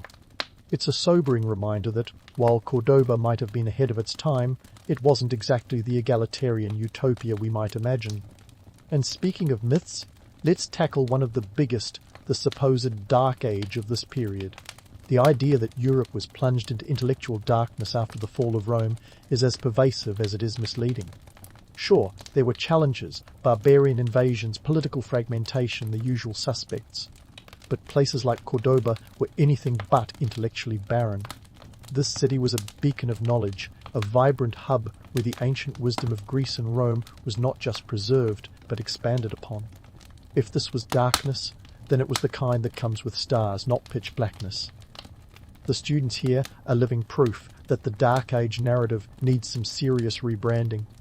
They're grappling with concepts that would make any modern university proud, from the intricacies of geometry to the philosophical musings of Plato and Aristotle. And let's not forget the contributions to medicine, where scholars like Al-Zahrawi pushed the boundaries of surgical knowledge, laying the groundwork for techniques that would be used for centuries. As you listen to the eager voices of the students, you can't help but wonder about the broader implications of all this learning. In a city where knowledge is the ultimate currency, the madrasa stands as both a symbol of progress and a reminder of the power dynamics that underpin it. It's a place where the intellectual elite are groomed to maintain the status quo, even as they push the boundaries of what's possible. You notice a particularly animated discussion about the nature of the cosmos, a topic that's as likely to spark a heated debate today as it was 1,000 years ago. The students are arguing over the works of Ptolemy and his geocentric model of the universe, a theory that would hold sway until Copernicus came along to rain on its parade. It's a reminder that even the most brilliant minds are products of their time, constrained by the limits of contemporary understanding. But in Córdoba, those limits are constantly being tested. The madrasa is a crucible of ideas, a place where the boundaries of knowledge are pushed, prodded, and occasionally shattered. It's an environment that fosters innovation, even as it reinforces the hierarchies that sustain it. The power dynamics are as complex as the subjects studied here, a delicate dance between tradition and progress. And as you sit among these eager learners, you can't help but feel a sense of awe at the sheer breadth of knowledge being explored. It's a testament to the city's enduring legacy, a reminder that even in an era often mischaracterized as dark, the light of learning shone brightly. But the day is far from over, and there's more to discover in this vibrant city. As you leave the madrasa, the afternoon sun casts a warm glow over the city, and the streets beckon with the promise of new stories and discoveries. The journey continues, with more myths to bust and truths to uncover. In Córdoba, the past is always present, a reminder that history is not just a series of events, but a living tapestry, rich with possibility and potential. As you step outside the madrasa, the late afternoon sun casts a golden glow over the bustling streets of Córdoba, and you can almost feel the weight of history pressing in around you. It's the kind of place where every cobblestone could tell a story, if only stones could talk. While the city might seem like an idyllic intellectual paradise, it's time to peel back the layers and look at the political landscape that kept this engine of enlightenment humming, or at times sputtering. The heart of it all was the Caliphate's court, a place where power and intellect danced an intricate tango, sometimes stepping on each other's toes. The Umayyad Caliphate of Córdoba was no stranger to drama, its inner workings more akin to a medieval soap opera than a serene scholarly retreat. And who doesn't love a bit of court intrigue, right? But hold on to your turban, because the power struggles here were as intense as a chess match played blindfolded, with the stakes as high as a minaret. Let's set the scene. It's the 10th century, and Córdoba is the jewel in the crown of Al-Andalus. The caliphs ruled with a mix of political savvy and intellectual patronage that kept the city at the forefront of the Islamic world. But beneath the surface, there was a tempest brewing. The mighty Al-Mansur, regent to the young Caliph Hisham II, was the puppet master behind the throne, pulling strings like a maestro conducting a symphony of ambition and betrayal. Al-Mansur's military campaigns expanded the caliphate's reach, making him a hero to some and a tyrant to others. But here's the kicker. His power grab set the stage for the eventual unraveling of this once mighty empire. You see, Al-Mansur's rise to power was a double-edged sword. While his military successes bolstered Córdoba's prestige, his centralization of power sowed the seeds of discord that would come back to haunt the city. The caliphate was not a monolith, but a patchwork of ethnic and religious groups, each with their own agendas. Picture a political game of Jenga, where one wrong move could send the whole structure crashing down. And crash it did, as simmering tensions boiled over into civil war following Al-Mansur's death, leading to the fragmentation of the caliphate into a series of taifas, or small kingdoms. This period of division and conflict was as chaotic as it sounds, with power shifting faster than you could say Al-Andalus. The once unified Córdoba was now a collection of squabbling fiefdoms, each vying for supremacy in a game of thrones that would make even George R.R. Martin blush. But let's not get too carried away romanticizing the chaos. While the taifas might sound like a medieval free-for-all, they were a harsh reality check on the fragility of power and the folly of hubris. And yet, despite the political turbulence, the intellectual legacy of Córdoba endured. The scholars of this golden age were the real MVPs, preserving and expanding the knowledge of the ancients, even as their political overlords bickered like children over a coveted toy. These scholars were the bridge between the classical world and the European Renaissance, their works a beacon of light that pierced through the so-called Dark Ages. The translations of Aristotle, Ptolemy, and Euclid, along with original contributions from the likes of Averroes and Maimonides, laid the foundation for the scientific revolution that would sweep across Europe centuries later. But let's not kid ourselves. The fall of Córdoba wasn't just a tale of internal dissent. External pressures played their part too, with Christian kingdoms in the north eager to capitalize on the caliphate's weaknesses. The Reconquista was not just a religious crusade, it was a calculated political move, a land grab wrapped in the banner of faith. The Christian forces, led by ambitious monarchs like Ferdinand III of Castile, saw an opportunity to expand their influence at the expense of a fractured Al-Andalus. This push and pull of conquest and resistance was as much about power and territory as it was about religious fervour. As the sun begins to dip below the horizon, casting long shadows across the city, you can't help but reflect on the tangled web of cause and effect that defines Córdoba's legacy. This was a city that shone brightly in the annals of history, a beacon of learning in a turbulent world. Yet, its fall serves as a stark reminder that empires, no matter how enlightened, are not immune to the forces of change and decay. The Moorish scholars, with their thirst for knowledge and their groundbreaking discoveries, left an indelible mark on the world. Their work was the spark that ignited the flame of the European Renaissance, a testament to the power of ideas to transcend borders and time. But this legacy is not just one of intellectual achievement. It's a cautionary tale of the perils of power unchecked and the inevitable rise and fall of civilizations. So, as you wander back through the now quiet streets of Córdoba, the echoes of history whispering in your ear, remember this. The past is a mirror reflecting our own world, a reminder that the stories of yesterday are not so different from those of today. In the grand tapestry of history, Córdoba is a vibrant thread, a city that, for a time, was the center of the world. And while empires may crumble and kings may fall, the legacy of knowledge endures, lighting the way for future generations to come. The medieval era has a reputation for being the dirty laundry of history, but let's not be too quick to scrub that image in suds. Sure, the Middle Ages weren't exactly the golden age of cleanliness, but it wasn't as if everyone was running around like Pigpen from Peanuts, trailing clouds of filth. Believe it or not, people in the medieval period had their own standards for hygiene, and they weren't as grimy as you might think. So, pull up a chair or a mossy log if you want to get into the spirit, and let's dive into the nitty-gritty of medieval hygiene. First things first, let's address the elephant in the room, or the rat, to be more historically accurate. The Black Death, which swept through Europe in the 14th century, didn't exactly win any awards for improving public health.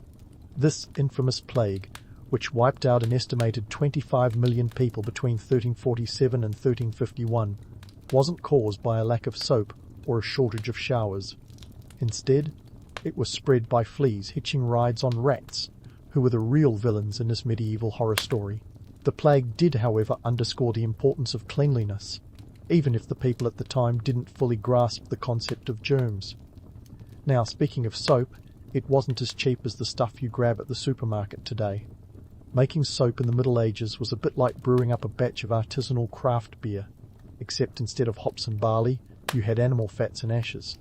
The process was labour-intensive and required a certain level of skill, which meant that soap was a luxury item, not a household staple. In fact, a single bar of soap could cost as much as a day's wages for a labourer, which might explain why folks weren't exactly scrubbing up every morning. But don't let the high cost of soap fool you into thinking medieval people were resigned to being dirty. Bathhouses were a thing, and not just for the upper crust. Common townsfolk frequented public bathhouses, which were as much about socializing as they were about washing away the grime. These were the medieval equivalent of today's coffee shops, places to catch up on the latest gossip while getting squeaky clean. Of course, not everyone had access to these urban luxuries. In rural areas, a dip in the local river or a quick scrub with a damp cloth often had to suffice. And what about those medieval towns? Surely they were cesspools of filth, right? Well, yes and no. Urban centres were definitely crowded and lacked modern sanitation, but they also had systems in place to manage waste. Streets were often lined with open gutters, which weren't pretty, but served the functional purpose of carrying waste away from the living quarters. Some towns even had regulations about where and when you could dispose of your chamber pot's contents. No tossing it out the window whenever you pleased. These rules were a far cry from today's sanitation standards, but they show that people were at least trying to keep their environment livable. On the topic of chamber pots, let's not forget the medieval toilet situation. Castles and manors often had garde-robes, which were essentially closets with a hole overhanging the moat, or a pit. These weren't exactly the height of luxury, but they did offer a bit more privacy than the communal latrines used by the general populace. For those without access to such amenities, the great outdoors often doubled as a bathroom. It wasn't glamorous, but it got the job done. So, what drove these hygiene practices? Economics and social norms were huge factors. The wealthy could afford private baths and perfumes to mask less than pleasant odours, while the poor made do with what they had. The Black Death, as devastating as it was, also prompted some cities to clean up their act, literally. Efforts to improve public health were made, albeit slowly and with varying degrees of success. But let's not paint too rosy a picture. Despite these efforts, medieval Europe was far from pristine. Diseases like leprosy and smallpox were rampant, and personal hygiene often took a back seat to survival. After all, when you're busy dodging marauding invaders or toiling in the fields from dawn till dusk, a bubble bath isn't exactly high on the priority list. That said, it's a bit unfair to judge medieval hygiene by today's standards. The concept of clean is a moving target, influenced by cultural norms, available technology, and understanding of health. So, while medieval folk might not have been brandishing toothbrushes or lathering up with antibacterial soap, they weren't completely oblivious to cleanliness. They just did it their way, rats and all. So, medieval folks didn't have germ theory, but they weren't completely clueless about keeping clean. Now, let's dive into personal hygiene, where infrequent bathing, dental care, and the surprising use of herbs and perfumes take center stage. So grab your favorite loofah. Oh wait, they didn't have those. And let's scrub through some details. Let's get one thing straight. Medieval people did bathe, just not with the enthusiasm of a modern spa-goer. Bathing was more of a special occasion than a daily ritual, kind of like how we treat going to a theme park. You didn't just hop in the tub on a whim, especially when filling it involved hauling buckets of water from the nearest river or well. A full bath was a luxury, not the nightly routine we're familiar with.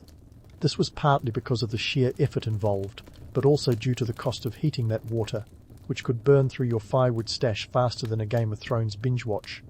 Bathhouses, however, were the medieval solution to this watery conundrum. These public facilities were scattered across Europe, and they weren't just for cleaning up. They were the social hubs of their day, where you could catch up with friends and get the latest gossip while soaking away your troubles. Think of them as the medieval Facebook, minus the selfies. In some cases they doubled as brothels, which admittedly added a different kind of spice to the social mix. But hey, who are we to judge? They were making the most of what they had. And while the bathhouse scene was thriving, let's not forget the church's influence on cleanliness. Medieval Christianity had a love-hate relationship with bathing. On one hand, cleanliness was considered next to godliness. On the other, too much bathing might lead to vanity or, heaven forbid, impure thoughts. Some monks and nuns embraced a more ascetic lifestyle, scrubbing only a few times a year, believing that spiritual purity outweighed physical cleanliness. This was a time when spiritual health was often prioritized over physical health, a concept that might seem as alien to us as a monk with a smartphone. Now, if you think medieval folks were walking around with teeth like Halloween candy corn, think again. Dental care, surprisingly, was on the radar. Sure, they lacked our high-tech toothbrushes and minty-fresh toothpaste, but they weren't entirely toothless. People used a variety of natural tools, like twigs from aromatic trees, to clean their teeth. They also employed pastes made from crushed herbs, salt, and even honey. Honey! Can you imagine brushing your teeth with sugar? But hey, it was antibacterial, and a sweet smile never hurt anyone. Let's take a detour into the aromatic world of medieval perfumes and herbs. With bathing not always on the daily agenda, people turned to scents to mask the less than pleasant aromas of daily life. Herbs like rosemary and lavender weren't just for seasoning your Sunday roast, they were key players in the medieval personal hygiene game. People would carry sachets of fragrant herbs and flowers, like the medieval precursor to pocket-sized hand sanitizer. Perfumes, too, were popular among the wealthy, with imported oils and scents coming from as far as the Middle East. These fragrant concoctions were often stored in intricate containers that were as much about status as scent. Now, let's talk gender roles, because they mattered in medieval hygiene just as much as they do today. Men and women had different expectations when it came to cleanliness. Women, not surprisingly, were often held to a higher standard. They were expected to maintain a certain level of cleanliness to uphold their virtue and honor. This wasn't just about personal hygiene, it was about social standing. Women used herbs and flowers to create their own beauty products, concocting everything from face masks to hair rinses. Forget Sephora. These ladies were the OG beauty influencers, crafting their own products from whatever nature provided. Meanwhile, men, particularly those of higher status, had little more leeway. A bit of grime might be seen as a testament to their hard work or battlefield prowess. Of course, knights had their own grooming rituals, but they didn't face the same scrutiny as their female counterparts. It's a bit like today, where a man with a 5 o'clock shadow was called rugged, while a woman with the same could be labelled unkempt. Some things change, and some, frustratingly, stay the same. So, as we wade through these murky waters of medieval hygiene, it's clear that people were doing the best with what they had. Bathing wasn't frequent, but it was meaningful. Dental care wasn't advanced, but it wasn't ignored. And while the use of herbs and perfumes might seem quaint, it was a practical solution to an everyday problem. Sure, by today's standards, their methods might seem a bit, well, medieval, but when you consider the context, the technology, the social norms, and even the religious beliefs. They were keeping clean in their own way. Stay tuned as we continue to unravel the tapestry of medieval life, diving deeper into the socio-economic factors and cultural nuances that shape these practices. We've got a long way to go, and there are plenty more myths to bust and realities to reveal. Until then, maybe appreciate your morning shower just a little bit more. After all, medieval folks would probably give their left arm for your loofah and lavender body wash. If medieval folks could time travel to a modern spa, they'd probably mistake it for paradise, or maybe just a really weird steamy art installation. But back in their day, the bathhouse reigned supreme as the epicenter of cleanliness and camaraderie. These establishments were more than just places to rinse off the grime of the Middle Ages. They were the communal heartbeats of cities, where everyone from peasants to princes could share a tub and some tantalizing town gossip. Let's start with the lowdown on bathhouses. These weren't your luxurious Roman baths, though those did inspire some of the more upscale establishments, but they were a step up from the average peasant's river dip. By the 13th century, bathhouses had become widespread across Europe, with cities like Paris boasting dozens of them. They were often strategically placed near rivers for easy water access, which was crucial since it wasn't like they had plumbing that could rival modern-day Tokyo. Interestingly, bathhouses were often run by women, giving them a rare slice of economic independence in a world where gender roles were tighter than a knight's helmet. The bathhouse industry, while not the most glamorous, was an integral part of urban life. On the flip side, bathhouses also had a bit of a reputation, often doubling as brothels, a medieval two-for-one deal that surely spiced up the old bathwater. But what about when nature called? Latrines were the unsung heroes of medieval sanitation, bravely confronting the age-old problem of human waste.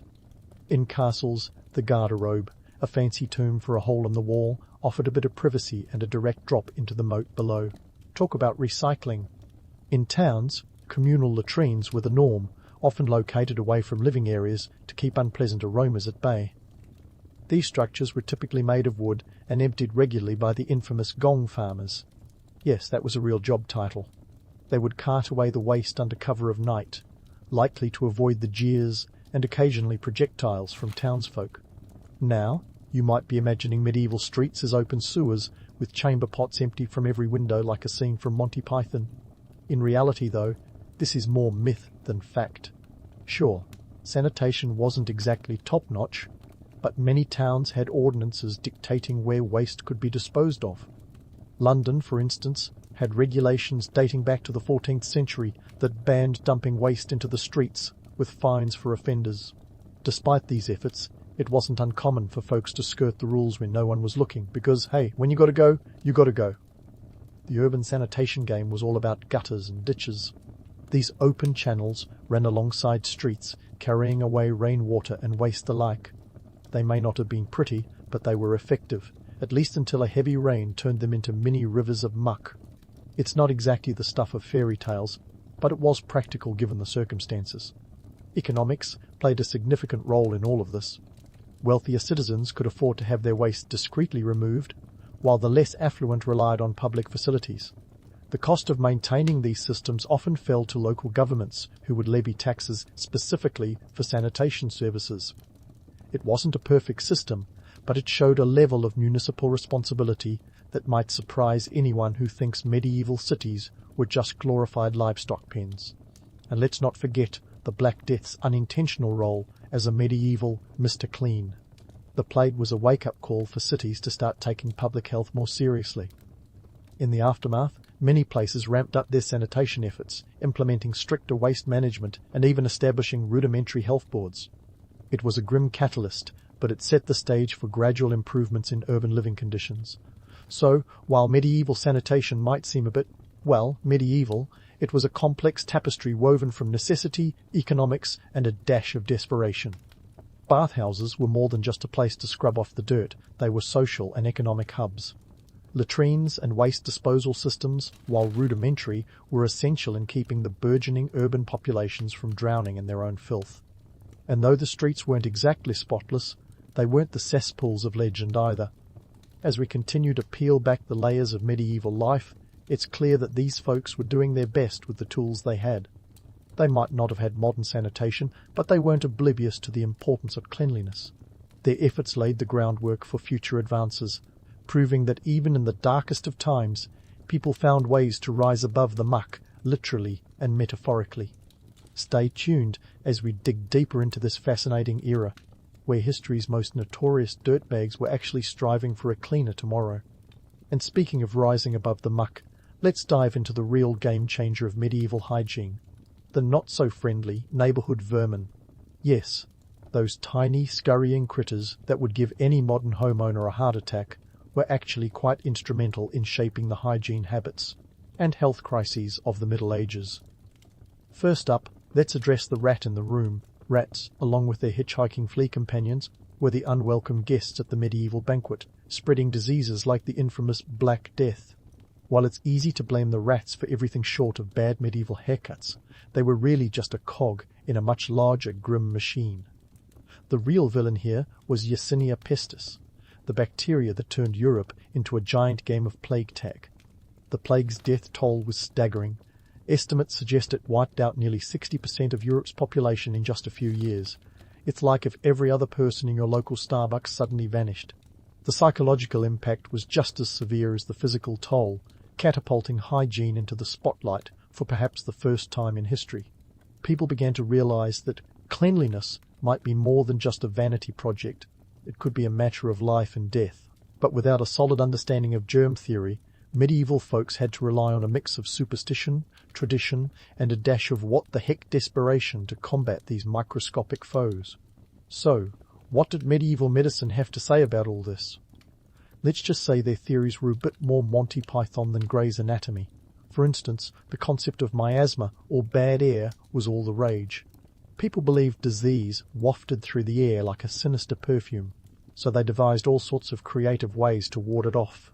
Doctors wore those creepy, bird-like masks filled with sweet-smelling herbs to filter out disease, which, let's be honest, might have been more effective at scaring children than treating patients. And speaking of herbs, medieval Europe was practically a walking garden. Herbal remedies were the go-to for everything from toothaches to the plague. While some of these concoctions had a basis in reality, lavender and rosemary do have antiseptic properties. After all, others were about as effective as a chocolate teapot. Take the Four Thieves vinegar, for example, a legendary brew of vinegar infused with herbs said to protect against the plague. The story goes that a group of thieves used it to avoid getting sick while robbing the dead and dying. Whether it worked or not is up for debate, but it certainly adds a spicy twist to the annals of medieval medicine. But let's not forget the bizarre preventative measures that were less about science and more about creative improvisation. Consider the practice of bloodletting, which was essentially the medieval equivalent of turning your body into a sieve. The idea was to balance the four humours, blood, phlegm, yellow bile, and black bile, because obviously, if you were sick, it was because your bodily fluids were throwing an internal rave without permission. While we can chuckle at the absurdity now, it was deadly serious back then. People went to great lengths and great blood loss to get those humours in line. The medieval medical community, such as it was, leaned heavily on ancient texts and a good sprinkle of guesswork. Galen's teachings, which were already ancient by the time knights were clanking around, were gospel. Medieval physicians clung to these outdated ideas like a lifebuoy in a stormy sea of ignorance. And when your best medical advice came from a guy who thought health revolved around balancing bodily fluids, you can bet folks were desperate for any remedy that didn't involve leeches or lancing. Now, you might think that with all these health crises, medieval folks would have had an epiphany about personal hygiene. Well, yes and no. The Black Death did encourage some cities to clean up their act, literally, but the broader understanding of hygiene's impact on health was murkier than a medieval moat. There was a genuine belief that bathing too often could weaken the body and open it up to disease. So, while you might have a bath before a special occasion, or if you were lucky enough to live near a bathhouse, daily scrubbing wasn't high on the agenda. And here's where the romanticization of medieval medicine needs a good, sarcastic debunking. Sure, we love the image of wise old herbalists brewing potions in their woodland huts, but let's be real. If you got sick in the Middle Ages, your chances were about as favourable as a snowball's in July. The average life expectancy was a mere 31 years, and infant mortality rates were sky high. It's a miracle anyone survived to pass on their genes at all.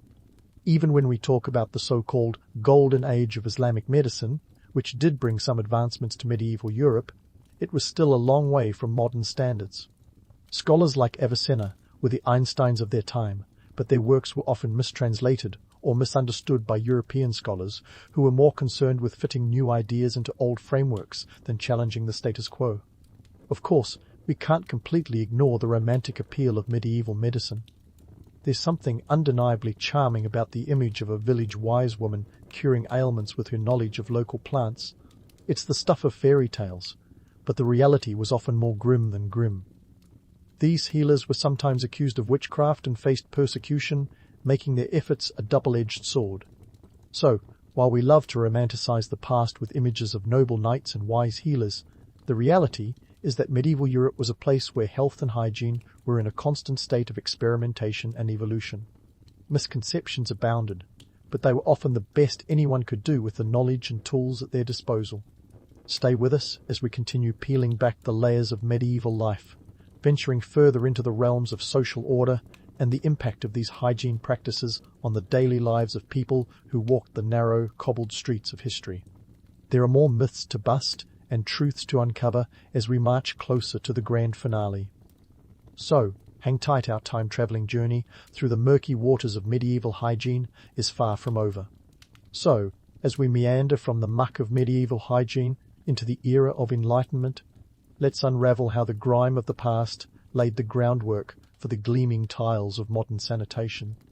The transformation wasn't as quick as a knight's jousting match, but rather a slow, centuries-long waltz toward understanding cleanliness as more than just a luxury for the rich or a rare treat for the devout.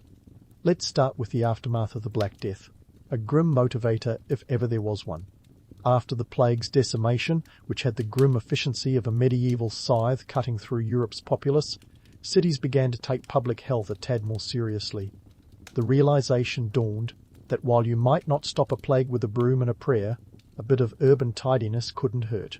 Cities like Milan, which notably sealed off infected areas during the plague, were already dabbling in what we might call early quarantine measures. These actions foreshadowed the more systematic public health campaigns that would sprout in the Renaissance and beyond. Fast forward to the 16th century, and you'll see the inklings of modern sanitation taking root. The Renaissance wasn't just about rediscovering classical wisdom or painting ceilings in Vatican chapels. It was also a time when people started questioning the status quo, including their hygiene habits. This period sowed the seeds of scientific inquiry, finally pushing aside the dusty tomes of Galen. With the advent of the printing press in 1440, information spread faster than a rumour in a bathhouse, allowing new ideas about health and cleanliness to circulate widely. Then came the Enlightenment, a beacon of logic and reason that shone into the nooks and crannies of superstition. This era, with its emphasis on empirical evidence, began to demystify disease and cleanliness. The microscope, invented in the late 16th century, revealed a hidden world teeming with live bacteria, which were the real culprits behind many diseases. While it took time for germ theory to fully develop, this was a crucial step toward understanding that cleanliness wasn't just a moral duty, but a scientifically backed health imperative. Public baths, once the gossip hubs of medieval towns, evolved alongside these changes. By the 18th century, they began to resemble our modern spas with a focus on therapeutic benefits. The Industrial Revolution brought about another wave of hygiene innovation. As cities ballooned with factory workers, the need for public sanitation reached a fever pitch. London, for example, faced the infamous Great Stink of 1858, when the River Thames, choked with sewage, became a noxious nightmare. This olfactory assault on the senses prompted the construction of modern sewer systems, a marvel of engineering that finally relegated the medieval street gutter to history's dustbin. Let's not forget about the humble soap, once a luxury item, now a staple of every home. The 19th century saw soap production soar, thanks to industrial methods and the chemical discovery of saponification. Suddenly, cleanliness wasn't just for the well-heeled, it became accessible to the masses. The cost of soap plummeted, and with it, the barriers to personal hygiene. This was a far cry from medieval times when a bar of soap was worth its weight in silver. As we continue this journey, it's clear that medieval hygiene practices, while primitive, were stepping stones to the sanitization systems we take for granted today.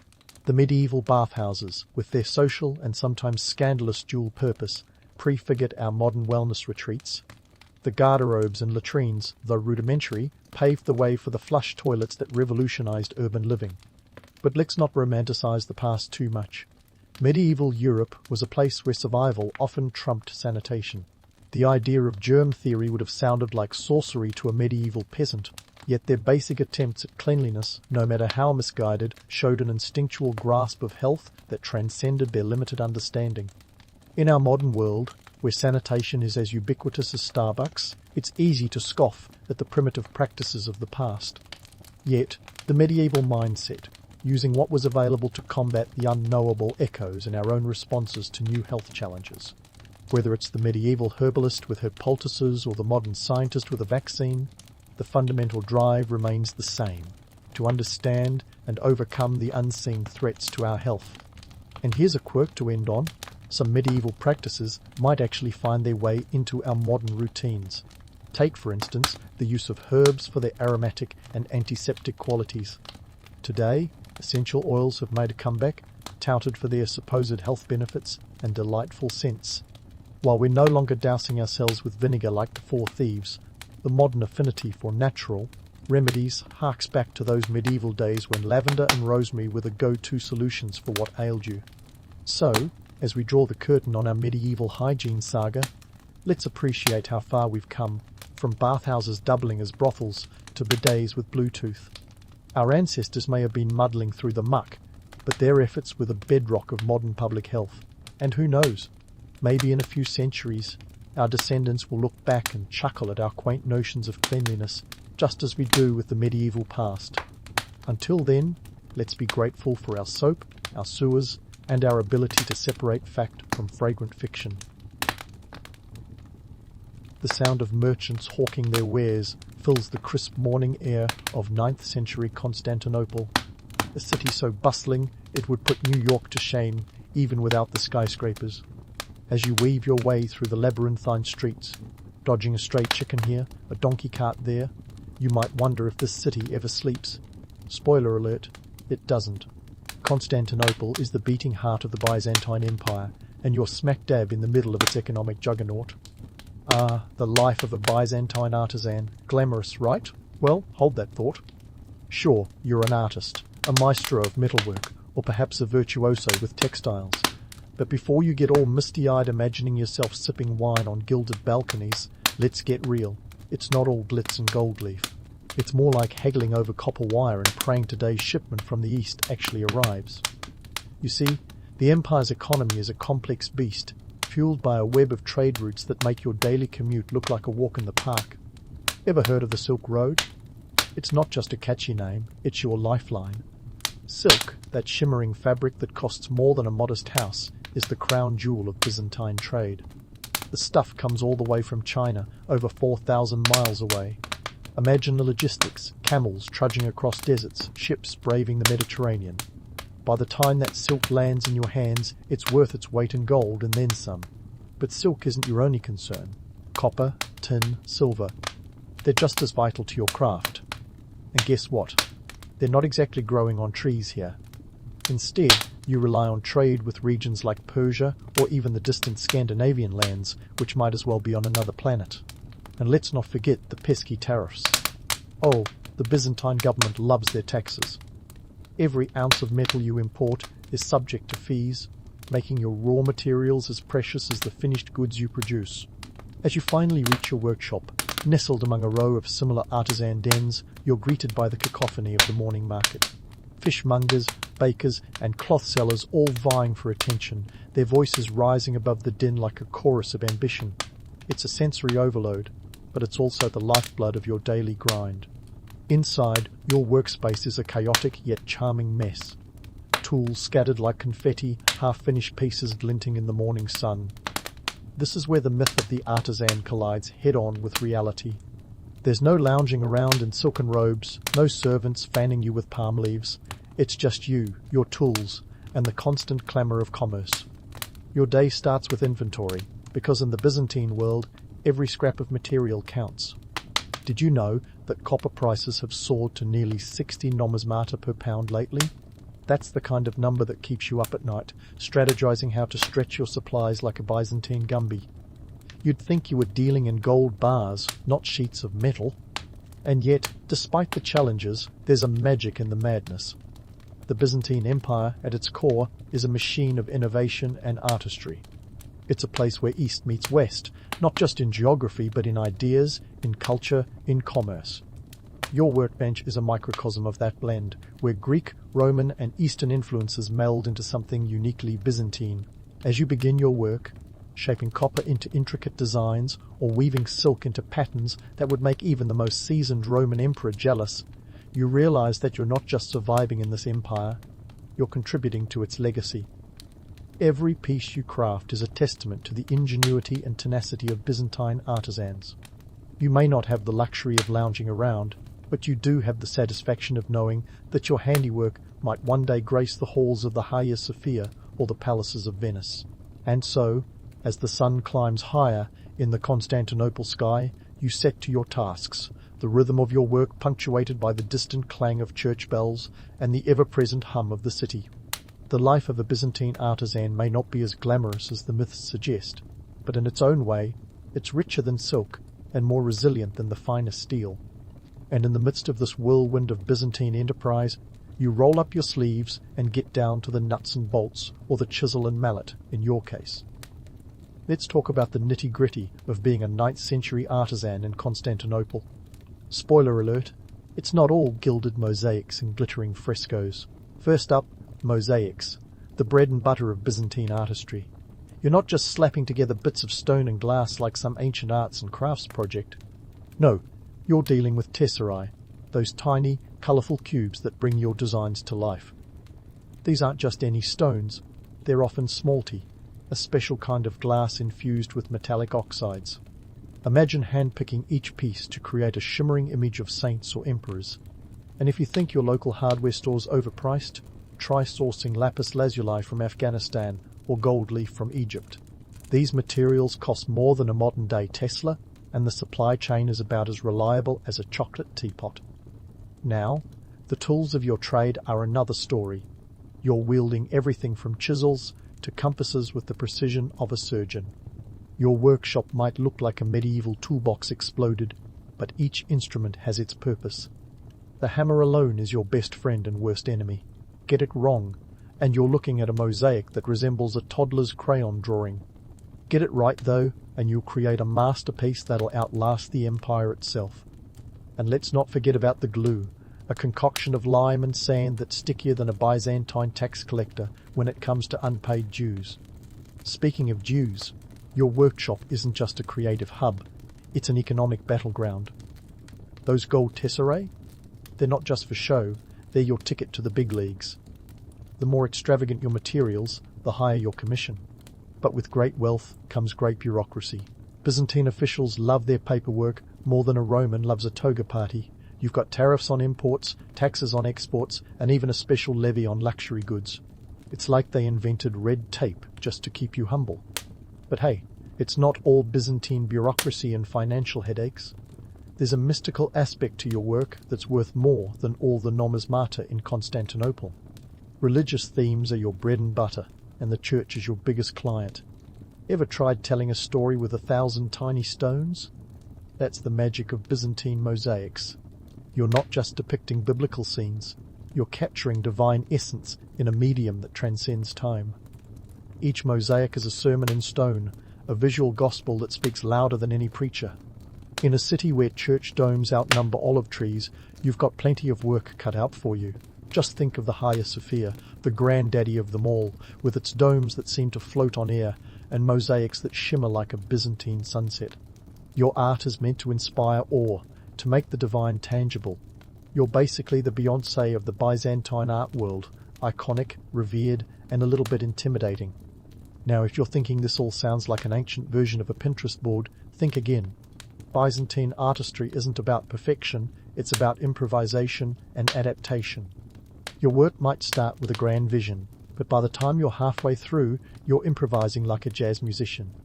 Missing a shipment of cobalt blue? No worries, just substitute with a bit of local marble. Can't get your hands on Egyptian gold? try a cheaper alloy from Anatolia. It's not about creating a flawless piece, it's about making it work with what you've got. And if that doesn't sum up the human experience, I don't know what does. So, as you piece together your latest masterpiece, take a moment to appreciate the chaos and the creativity. You're not just an artisan, you're a storyteller, a historian, and a magician rolled into one. Your work is a testament to the ingenuity and resilience of a civilization that, despite its flaws, left an indelible mark on history. And as the sun sets over Constantinople, casting a golden hue over your workshop, you can't help but feel a sense of pride. Sure, life's not always as glamorous as the myths would have you believe, but it's certainly never dull. And in a world where the only constant is change, that's something to cherish. As the golden hues of the setting sun dance across the city, transforming Constantinople into a living mosaic, you might think your day winding down. But hold that thought. The Byzantine clock keeps ticking, and you've got a date with the labyrinthine world of guilds. These aren't your average trade associations, mind you. We're talking about Byzantine guilds, more complex than a soap opera and about as cutthroat as a Game of Thrones episode. You see, in 9th century Constantinople, guilds are the social glue holding artisans together. They're like the medieval version of LinkedIn, but with a lot more drama and significantly fewer cat memes. These guilds, or syndicates if you prefer the fancy term, are your ticket to survival in this empire. Without them, you're like a ship without a sail, or worse, an artisan without a chisel. Now, let's debunk the romantic myth of the noble craftsman standing solitary against the world, tools in hand. Reality check. It's less lone wolf and more pack mentality. The guilds are your family, your safety net, and sometimes your worst nightmare. They set the rules, control the market prices, and can make or break your career faster than you can say Byzantine bureaucracy. Ever heard of the Silk Merchants Guild? These guys practically run the city. With silk being the hottest commodity this side of the Mediterranean, their influence is vast. They decide who gets to trade, who gets to sell, and who gets the premium booth at the market. No wonder they're the rock stars of the Byzantine economy, minus the groupies, of course. But don't let the glamour fool you. Behind closed doors, the guilds are rife with power struggles that would make a reality TV producer weep with joy. Picture this: heated debates over trade routes, whispered alliances between rival factions, and the occasional backstabbing over a shipment of Persian dyes. It's like The Sopranos, but with more robes and fewer fedoras. Now, navigating these power dynamics requires the finesse of a diplomat and the cunning of a fox. You've got to know who to flatter, who to avoid, and when to keep your mouth shut. The Byzantine version of office politics is a minefield, and one wrong step could see you blacklisted faster than you can say silk scandal. Speaking of politics, let's not forget the Byzantine class system, a hierarchy so intricate it makes the British peerage look like child's play. At the top, you've got the emperors and the aristocracy, living it up in the great palace with more luxury than a five-star resort. Below them, the bureaucrats and military elite, wielding power like a Byzantine craftsman, handles a hammer. And where do you, the humble artisan, fit into all this? Somewhere in the middle, a cog in the grand imperial machine. Sure, you're not scraping the bottom like the serfs toiling in the fields, but you're not exactly dining with the emperor either. Your status is a mixed bag, heavily dependent on your skills, your guild, and, let's be honest, a bit of luck. Craft a masterpiece that catches the eye of a wealthy patron, and you might just find yourself climbing the social ladder. But get on the wrong side of a guild master, and you'll be back at square one, wondering where it all went wrong. Now, let's talk about the myth of the noble craftsman, the idea that artisans are revered, their work celebrated across the empire. It's a nice story, but reality is often less kind. Yes, your work is admired, but admiration doesn't always pay the bills. The truth is, artisans are often caught in the crossfire of an economy driven by elite tastes and imperial whims. One day, you're crafting mosaics for a new church. The next, you're scrambling to meet a sudden demand for silverware because some aristocrat decided they needed a new set for dinner. Despite these challenges, there's a certain nobility in your craft, a resilience that defies the chaos and complexity of Byzantine society. You're not just creating art, you're preserving culture, telling stories, and leaving a legacy that will outlast even the most elaborate imperial banquet. As you navigate this world of guilds and class hierarchies, remember this. The life of a Byzantine artisan is a delicate balance between artistry and survival, ambition and pragmatism. It's a world where the lines between art and politics blur, where every piece you create is both a work of beauty and a statement of resilience. And as the night falls over Constantinople, casting long shadows on the bustling streets, you can't help but feel a sense of camaraderie with your fellow artisans. Together, you're part of something larger, a tapestry of creativity and ingenuity that defines the Byzantine Empire. So, embrace the chaos, navigate the politics, and keep crafting your legacy. After all, history may not always remember your name, but it will remember your art. As the night falls over Constantinople, casting long shadows on the bustling streets, you can't help but feel a sense of camaraderie with your fellow artisans. Together, you're part of something larger, a tapestry of creativity and ingenuity that defines the Byzantine Empire. But hold on to your tools, because there's a storm brewing on the horizon, one that's more about politics than pigments. Let's dive into the drama of 9th century Byzantine politics, where art isn't just a pretty face, it's a battleground. Enter the iconoclasm controversy, a theological throwdown that makes modern-day debates look like a polite tea party. Here's the setup. It's the 8th and 9th centuries, and the Byzantine Empire is embroiled in a heated debate over the use of religious images or icons in worship. The iconoclasts, with their zeal rivaling that of a tech startup evangelist, believed that these images were tantamount to idolatry. On the opposing side, the iconodules saw icons as essential to the faith, a way to connect the divine with the earthly. It's a bit like arguing over whether pineapple belongs on pizza, but with a lot more at stake. Now, you might be thinking, what does this have to do with my workshop? Well, quite a lot, actually. You see, this wasn't just a theological squabble, it was a political earthquake that shook the very foundations of Byzantine society. When Emperor Leo III kicked off the first wave of iconoclasm in 726 AD, it wasn't just about spiritual purity, it was a power play, pure and simple. By banning icons, he aimed to assert control over the church and, by extension, over the empire itself. Think of it as a medieval version of office politics, where the stakes are a lot higher than who gets the corner office. As an artisan, this controversy hits you where it hurts, your wallet. Suddenly, commissions for religious art dried up faster than a rain puddle in the Sahara. Mosaicists, painters, and sculptors found themselves twiddling thumbs or, worse, forced to destroy their own creations. Imagine spending months crafting a stunning mosaic of Christ, only to be ordered to smash it to bits. It's enough to make you want to take up goat herding. But here's where it gets juicy. The pendulum of power swung back in 787 AD, when the Second Council of Nicaea restored icon veneration. The art world breathed a collective sigh of relief, and you probably popped open a bottle of your finest Byzantine wine, unless, of course, you were on Team Iconoclast, in which case you were left nursing your wounds and wondering where it all went wrong. This roller coaster of political and religious upheaval underscores a critical point. The notion of the isolated artisan is pure myth. Your work is as entwined with politics as a Byzantine knot. The themes you choose, the patrons you court, even the colours you use, all are dictated by the prevailing winds of power. Take the colour purple, for instance. In Byzantine society, it was more than just a shade, it was a symbol of imperial authority reserved for the emperor and his inner circle. So, when you crafted an image featuring the Virgin Mary draped in purple, you weren't just making a fashion statement, you were playing a high-stakes game of political chess. And let's not forget the economic repercussions. The iconoclasm controversy didn't just affect the supply of art, it impacted demand as well. With the church embroiled in debate, commissions from ecclesiastical patrons were as rare as a Roman senator without a toga. That left secular patrons, wealthy merchants and aristocrats, as your primary clients.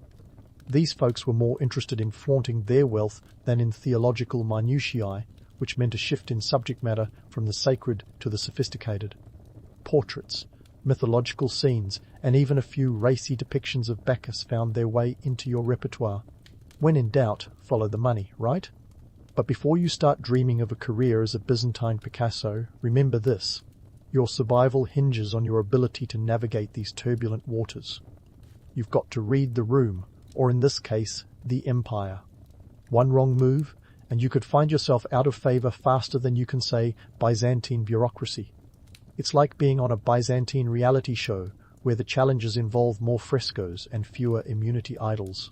And yet, amid this chaos, there's an undeniable thrill in your work. You're not just creating art, you're shaping history, leaving a mark on a civilization that, for all its complexities, remains one of the most fascinating chapters of human history. Your mosaics are more than decorative. They're political statements, cultural artifacts, and historical documents rolled into one. So, as you chip away at your latest masterpiece, take a moment to appreciate the irony. In a world where religion and politics often clash, it's art that bridges the divide. Your work is a testament to the power of creativity to transcend boundaries, whether they be political, religious, or artistic. In the Byzantine Empire, where power shifts faster than a sand dune in a desert storm, art is the constant, a reminder that even in the midst of chaos, beauty endures. As the afternoon sun begins to dip, casting a golden glow over the city, you find yourself caught in the crosshairs of history. The iconoclasm controversy may be a tale for the ages, but for you, it's a daily reality, a testament to the complex interplay between art and politics in one of history's most vibrant empires. So, keep your chisel sharp and your wits sharper. After all, in the Byzantine world, it's not just about surviving the storm, it's about thriving in its wake. And so, as the Byzantine sun sets on another day, you find yourself standing at the intersection of history and legend, where the stories we tell about the past often differ from the gritty truths that artisans like you lived. You see, the legacy of Byzantine artisans is a tapestry as rich and complex as the mosaics they created, a legacy that resonates even today in ways both expected and surprising. First, let's talk primary sources. Theophanes the Confessor, a Byzantine chronicler, gives us glimpses into the lives of artisans through his vivid accounts. His works, written in the early 9th century, don't just record the grandiose deeds of emperors, but also capture the pulse of daily life. It's like reading the ancient version of a gossip column, only with more emphasis on trade routes and less on who wore it best. Theophanes describes how artisans were integral to the empire, noting their skills in everything from metalwork to textile production. And while he doesn't exactly spill tea about who was the Michelangelo of mosaics, his writings underscore the artisan's central role in Byzantine society. The endurance of Byzantine art lies not just in its aesthetic appeal, but in its cultural and political significance. The mosaics and icons weren't mere decorations, they were visual narratives that conveyed theological and imperial ideologies. Fast forward to today, and you'll find Byzantine influences in the most unexpected places, like those glitzy cathedrals in Russia or the intricacies of Islamic art. Even modern fashion designers take cues from Byzantine textiles, weaving ancient patterns into 21st century haute couture. Talk about a legacy that's got legs. But what truly made Byzantine artistry endure? Was it the dazzling use of smalty, the vibrant glass that captured the light like a Byzantine emperor capturing a province? Perhaps it was the unparalleled craftsmanship, the meticulous attention to detail that would make even the most seasoned watchmaker weep with envy. Or maybe it was the sheer audacity of creating art that dared to merge the divine and the earthly, aiming to reflect heaven itself on the cold, hard surfaces of church walls. Now, let's get real about the romanticized view of Byzantine art. The myth of the inspired artisan, laboring tirelessly under the benevolent gaze of a grateful empire, is more fantasy than fact. In reality, the life of a Byzantine artisan was often a delicate dance between inspiration and perspiration, with a side of bureaucracy and a dash of economic anxiety. Yes, they created masterpieces that defied time, but they did so while navigating a world where artistic freedom was often constrained by political expediency and religious orthodoxy. It's like trying to paint a masterpiece with one hand tied behind your back. Challenging, to say the least. Moreover, the economics of art in Byzantium was as intricate as a mosaic itself. The production of a single mosaic could require months of labor and materials sourced from across the known world, lapis lazuli from Afghanistan, gold leaf from Egypt, and local marbles. These weren't just pretty things, they were massive investments. The artisans had to be savvy business people as well as creative geniuses, balancing their books as deftly as they balanced their colour palettes. Yet, despite these challenges, or perhaps because of them, Byzantine artisans left a legacy that continues to captivate and inspire. Their art wasn't just the product of individual genius, it was a collaborative effort that reflected the society in which it was created. A society that, for all its complexities, valued beauty and innovation as means of expressing faith and power. In the end, the story of Byzantine artisans is one of resilience and adaptation. It's about finding the divine in the mundane, about creating beauty in a world that was often anything but. And as you, the modern listener, drift off to sleep, consider this. The legacy of these artisans is not merely in the mosaics that still shimmer in ancient churches, but in the very notion that art can endure across centuries, transcending the boundaries of time and space to speak to us today. So here's to the artisans of Byzantium, masters of their craft, storytellers of their time, and eternal custodians of beauty. The clamour of Lübeck in the 14th century greets you like a symphony of commerce, each note a clang of opportunity in what's essentially the medieval Wall Street. As a merchant, you're at the heart of it all, cradling the ambitions of the Hanseatic League in your calloused hands.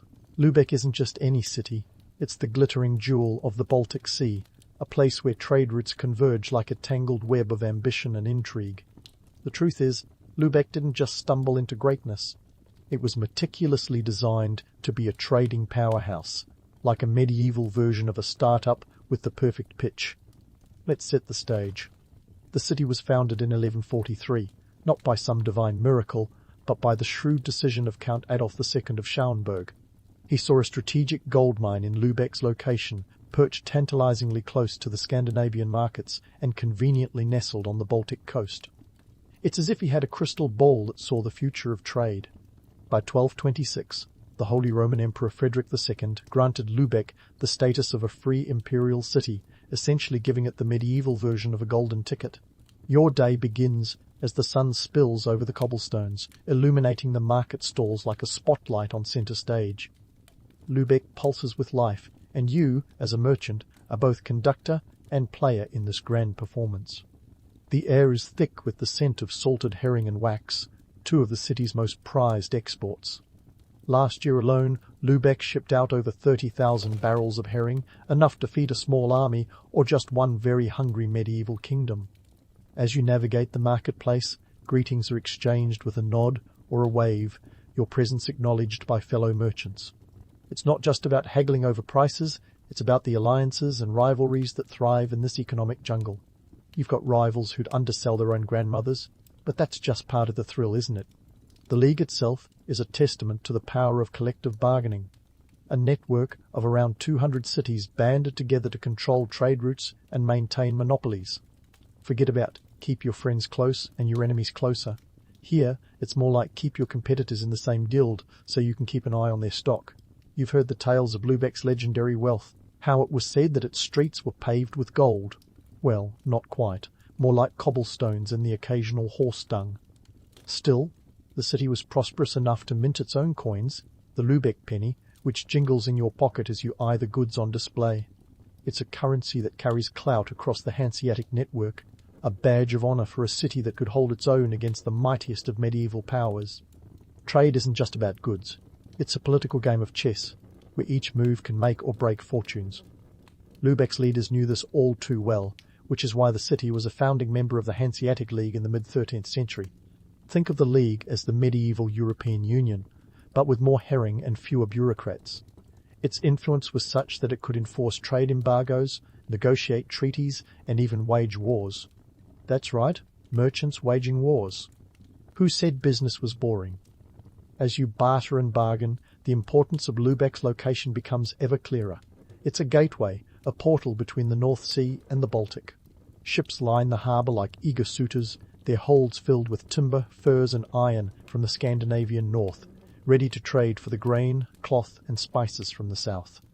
It's a balancing act of supply and demand, economic forces as unpredictable as the northern weather, and oh, the myths!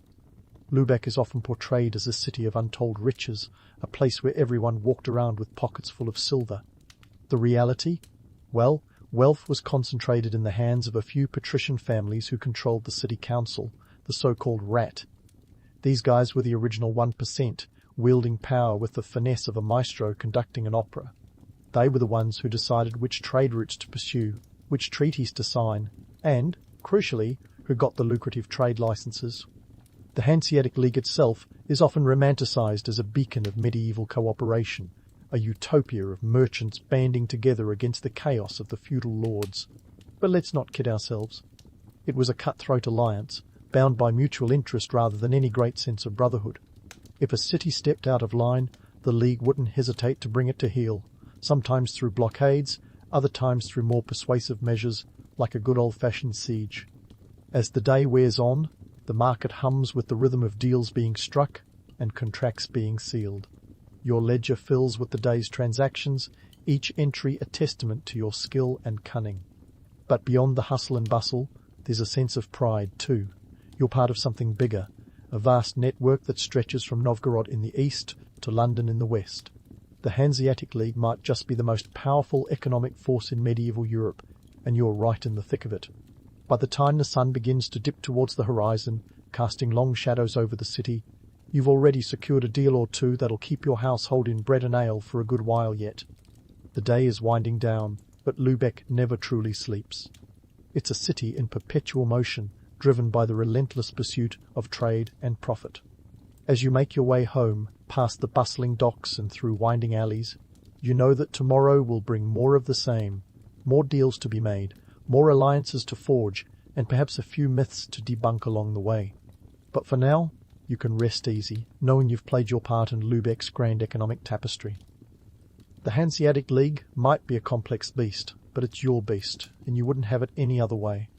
Now, let's dive into the nitty-gritty of what makes Hanseatic trade tick, the goods themselves. You know, the stuff that fills the coffers, keeps the lights on, and puts herrings on the table. Ah, herring.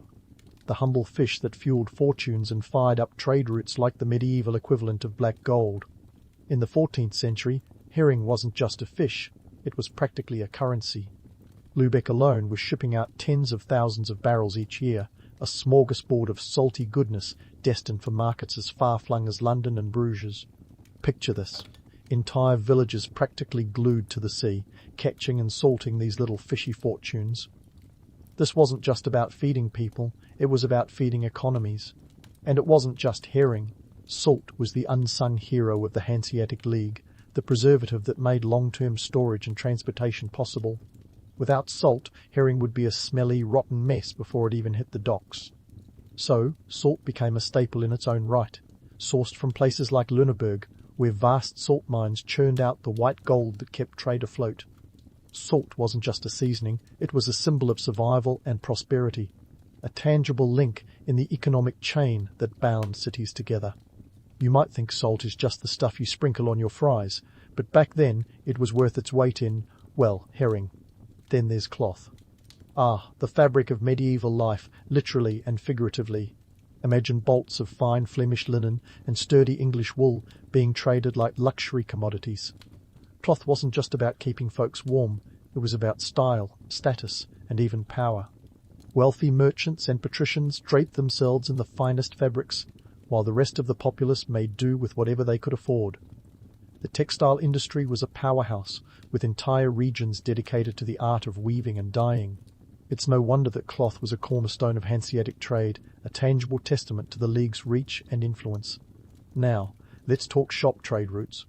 These were the medieval superhighways, the veins through which the lifeblood of commerce flowed. Lübeck was a hub, a bustling intersection of routes that connected the North Sea to the Baltic and beyond. Goods moved through a network that stretched from Novgorod to London, with each city serving as a waypoint in this grand economic relay race. But these weren't just leisurely cruises down the medieval autobahn, they were fraught with challenges. Tariffs and tolls were the bouncers at the club door, demanding payment before you could get in. Crossing borders wasn't just a matter of showing your medieval passport, it was a game of negotiations, alliances, and sometimes outright bribery. And let's not forget the technology that made it all possible. Shipbuilding was an art form, with vessels like the Cog and the Hulk dominating the waves. These were the SUVs of the sea, capable of carrying hefty loads across treacherous waters. The Cog, with its flat bottom and high sides, was the workhorse of the Hanseatic fleet, ideal for navigating the shallow waters of the Baltic and North Seas. It wasn't just about getting from point A to point B, it was about doing so with efficiency and reliability, maximizing profit while minimizing risk. Speaking of risk, let's address the salty dog in the room, piracy. Romanticized as swashbuckling adventurers, pirates were more like medieval muggers with boats. The threat of piracy was a constant spectre, lurking on the horizon like an uninvited guest at a wedding. These seafaring bandits were the bane of merchants, ready to relieve you of your cargo with a smile and a sword. The Hanseatic League took piracy seriously, employing convoys and armed escorts to protect their precious shipments. They even went to war with pirates on occasion, because nothing says, "Don't mess with me," like a well-armed flotilla. Lübeck and its fellow Hanseatic cities did more than just tolerate these maritime marauders. They combated them with a mix of diplomacy and force. The League wasn't above striking deals with local pirate captains, essentially paying them protection money to leave their ships alone. It's a bit like the medieval version of hiring a bouncer to keep the peace at a particularly rowdy bar. But when diplomacy failed, the League wasn't shy about deploying its own naval forces to skirmish with pirates, using their own brand of maritime justice to keep the trade routes open. Now, let's debunk a few myths, shall we? The image of the dashing merchant, sailing the high seas with a smile and a twinkle in their eye, is more fiction than fact. The reality was a grind, a constant hustle to keep ahead of taxes, tariffs and tolls. Every port had its own set of rules, its own tolls to pay, and its own officials to appease. This wasn't the glamorous life of adventure and discovery, it was a bureaucratic nightmare. Merchants had to be part economist, part diplomat, and part accountant, juggling numbers and negotiations with the skill of a circus performer. And yet, there was a certain romance to it all. The thrill of the deal, the satisfaction of seeing your ledger fill with profitable transactions, the knowledge that you were part of a vast network, a web of commerce that spanned continents and cultures. The Hanseatic League was more than just a trade alliance. It was a community, a shared identity forged in the fires of commerce. It was a testament to the power of cooperation, even in a world where competition was fierce and loyalty was often measured in silver. As you reflect on the day's events, one thing is clear. The Hanseatic League was a complex beast, a multifaceted organism that thrived on the interplay of ambition, ingenuity, and sheer determination. It was a world of contrasts, where the harsh realities of trade coexisted with the romance of adventure. It was a time when merchants could be both heroes and villains, navigating the turbulent waters of medieval economics with a steady hand and a keen eye for opportunity. And so, as you lay your head down to rest, the world of Lübeck continues to turn. The ships in the harbour rock gently with the tide. The market stalls stand empty and quiet, and the city sleeps, ready to welcome a new day of trade and commerce. The Hanseatic League might be a historical footnote today, but in its time, it was a force to be reckoned with. A testament to the power of trade, the resilience of merchants, and the enduring appeal of a well-timed deal. You awake to the sound of Lübeck's cathedral bells, a medieval alarm clock that insists it's time to face another day in the bustling economic engine that is the Hanseatic League.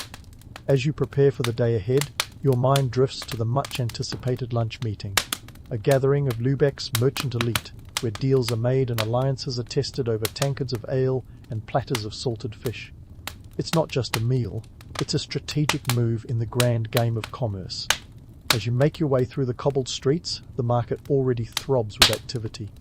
You can practically taste the anticipation in the air, mingling with the scent of spices and the salty tang of the sea. Your destination is the Rathskeller, the underground haunt of Lübeck's movers and shakers. It's a place where the walls have ears, and every whispered conversation could be the start of a new venture or a new rivalry. Seated around the table are familiar faces, each one representing a piece of the Hanseatic puzzle. There's Heinrich with his booming laugh, a merchant whose herring exports could feed a small kingdom. Across from him sits Gerd, a shrewd negotiator who could sell sand in the Sahara. As you take your seat, the conversation flows as freely as the ale, and you listen closely as the intricacies of maritime law and political alliances are laid bare. Lübeck's influence over maritime laws. Let's dive into that, shall we? The city wasn't just a trading hub, it was a legislative powerhouse. Lübeck law, or Lübsches Recht, was the legal framework that governed the city, and by extension, much of the league's trade. This set of regulations was as robust as it was fair, ensuring that merchants played by the rules or faced the consequences. It wasn't just about keeping the peace, it was about maintaining order in the wild west of medieval trade. Talk turns to Lübeck's role in shaping these laws, and you can't help but marvel at the city's reach. Here's a place that wasn't content with just being a cog in the machine. It set out to be the machine's operator. The Lübeck law became a model for other Hanseatic cities, a testament to the city's legal acumen. In a world where might often made right, Lübeck wielded the pen as effectively as the sword. But wait, let's not put on rose-coloured glasses just yet. The myth of a united Hanseatic League is a tale as old as time, but reality tells a different story. Sure, the League was a formidable force, but beneath the surface simmered a stew of rivalries and power struggles. Each city had its own agenda, its own interests to protect. It was less a harmonious symphony and more a cacophony of competing voices, each vying for dominance. Take, for instance, the internal conflicts that plagued the League. Cities like Cologne and Hamburg often found themselves at odds, their interests clashing like medieval titans. Cologne, located further inland, had different priorities than coastal powerhouses like Lübeck and Hamburg. It wasn't uncommon for these disputes to escalate, with trade embargoes and blockades serving as the weapons of choice. Forget about swords and shields, this was economic warfare. Then there's the delicate dance of diplomacy with foreign powers. The Hanseatic League wasn't just a regional player, it was a contender on the international stage. Alliances with kingdoms and principalities were crucial, and Lübeck often found itself at the heart of these negotiations. Take the Treaty of Stralsund in 1370, for example, where the League flexed its muscles against Denmark, emerging victorious and securing trade privileges that would benefit its members for years to come. But these diplomatic victories didn't come without a cost. Maintaining alliances was a balancing act worthy of a high-wire artist.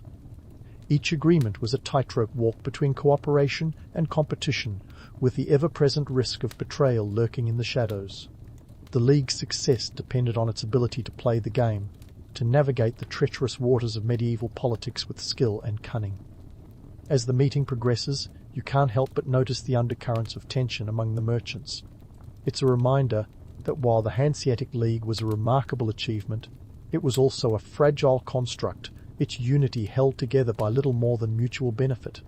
The allure of wealth was a powerful motivator, but so too was the temptation of rivalry.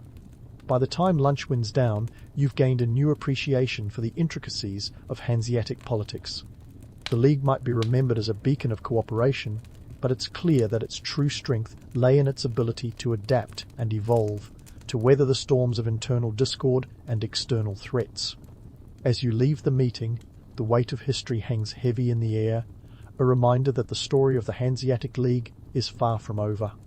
As you step back into the bustling streets of Lübeck, the sun high in the sky, you reflect on the myths and realities of this medieval powerhouse. It's easy to romanticize the past, to paint it in broad strokes of heroism and unity, but the truth is far more complex. A tapestry woven with threads of ambition and conflict, cooperation and competition. The Hanseatic League was a testament to the power of trade, a reminder that even in a world of feudal lords and knights in shining armor, it was the merchants who truly held the keys to the kingdom.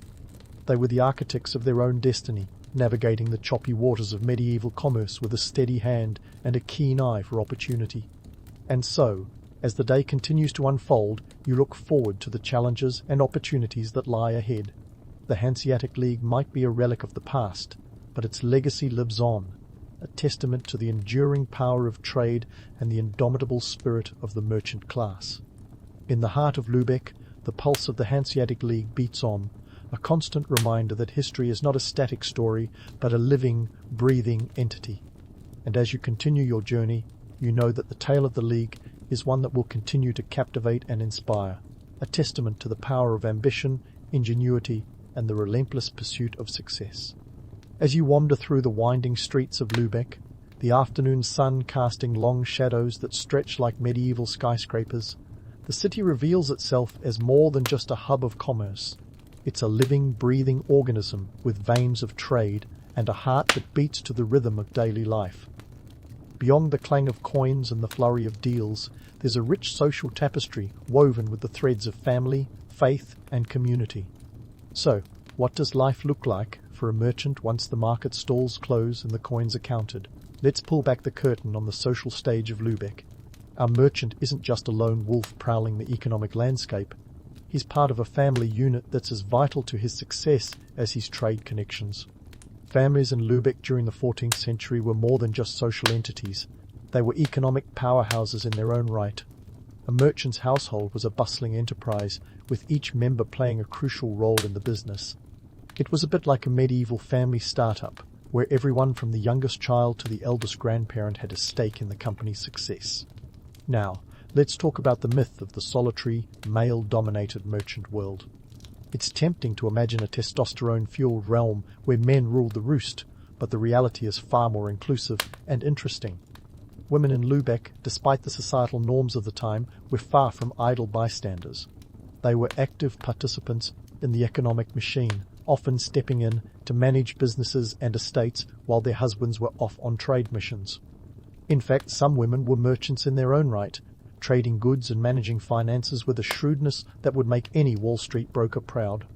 Take, for instance, the formidable figure of Hildegard von Bingen. Okay, she wasn't from Lübeck, but bear with me, she's a stellar example.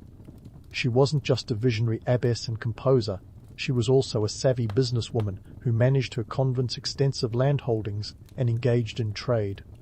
In Lübeck, women might not have had the legal status of men, but they wielded influence in subtle yet significant ways. They were the silent partners in many a successful venture, the unsung heroines of the Hanseatic League. Back to Lübeck, where the guilds were the beating heart of civic life. These weren't just trade unions, they were the medieval equivalent of LinkedIn, networking groups that provided support, education, and a sense of belonging. Being part of a guild wasn't just a professional necessity, it was a badge of honor, a way to ensure that you and your family were woven into the social fabric of the city. Guilds regulated everything from trade practices to apprenticeships, and their influence extended far beyond the marketplace. They were the custodians of quality, ensuring that every barrel of herring or bolt of cloth met the high standards that Lübeck was famous for. And let's not forget the role of religion in this bustling city. Lübeck's churches weren't just places of worship, they were community centres, places where deals were made and news was shared. The Church of St. Mary's, with its towering spires, was a beacon for the faithful and a meeting point for the community. It's said that the cathedral bells could be heard for miles, calling the city's inhabitants to prayer and perhaps reminding them of their moral duties amid the cutthroat world of commerce. But, of course, life in Lübeck wasn't all guilds and golden opportunities. The city's social hierarchy was as rigid as the spires of its cathedrals. At the top sat the patricians, the elite families who controlled the city council, and, by extension, the city itself. These were the medieval versions of corporate board members, wielding power with an iron grip and filling their coffers with the spoils of commerce. For the majority of Lübeck's inhabitants, life was a constant juggling act, balancing the demands of work and family, faith and fortune. Now, let's debunk another myth, the idea of a harmonious, egalitarian society. Lübeck's social structure was more like a layered cake, with the patricians enjoying the sugary icing, while the lower classes made do with the crumbs. The Hanseatic League might have been a beacon of trade, but it was also a bastion of privilege, where wealth and power were concentrated in the hands of a few. The reality? Most merchants were more like middle managers than moguls, constantly hustling to keep their businesses afloat in a sea of competition. Yet, despite the challenges, there was a sense of pride in being part of Lübeck's vibrant community. The city's inhabitants were bound together by more than just economic necessity. They shared a common identity, a sense of belonging to a place that was both a home and a haven. And while the patricians might have held the reins of power, it was the merchants and their families who kept the city's heart beating. Their daily lives a testament to the resilience and resourcefulness of the human spirit. As the shadows lengthen and the day draws to a close, the streets of Lübeck come alive with the sounds of evening children playing, merchants sharing stories over mugs of ale, and the gentle hum of a city settling into the rhythm of another night.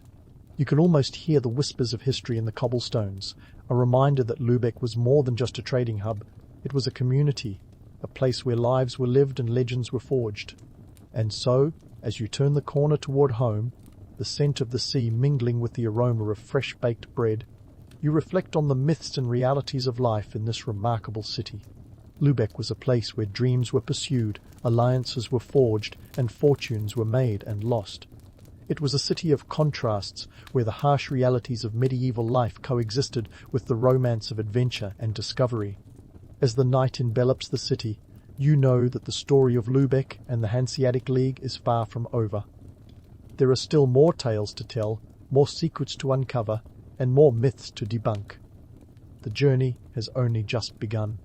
The night air in Lübeck is cool and crisp, wrapping around you like a cloak as you stroll along the cobbled streets, pondering the intricate tapestry woven by the Hanseatic League.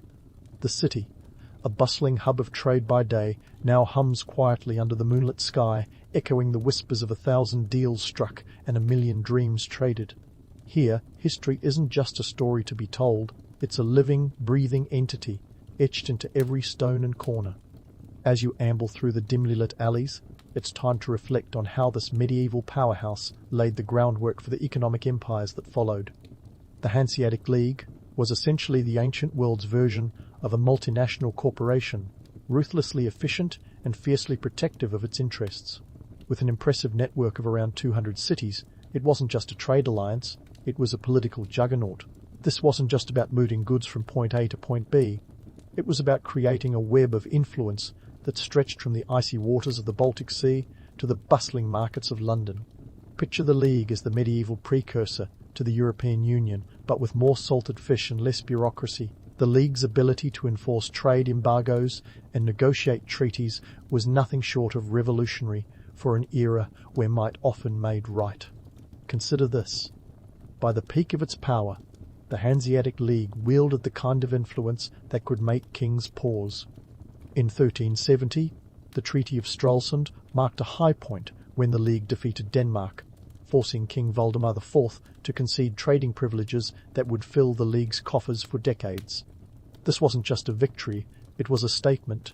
Trade was power, and the League's merchants were the new aristocracy, wielding influence not with swords, but with ledgers and contracts. Yet, beneath the gleaming surface of prosperity, the reality was a tangled mess of rivalries and backroom dealings. While the League presented a united front to the outside world, internally it was as harmonious as a gathering of alley cats. Each city had its own agenda, its own stakes in the ever-shifting game of commerce. The romantic notion of a unified league is just that, a notion. The truth is, merchants were often more interested in their own profit margins than in any grand vision of unity. Sound familiar? It's a tale as old as trade itself. As you walk past the silent docks, where ships now rest like slumbering giants, it's impossible not to think about the technological leaps that made the League's dominance possible.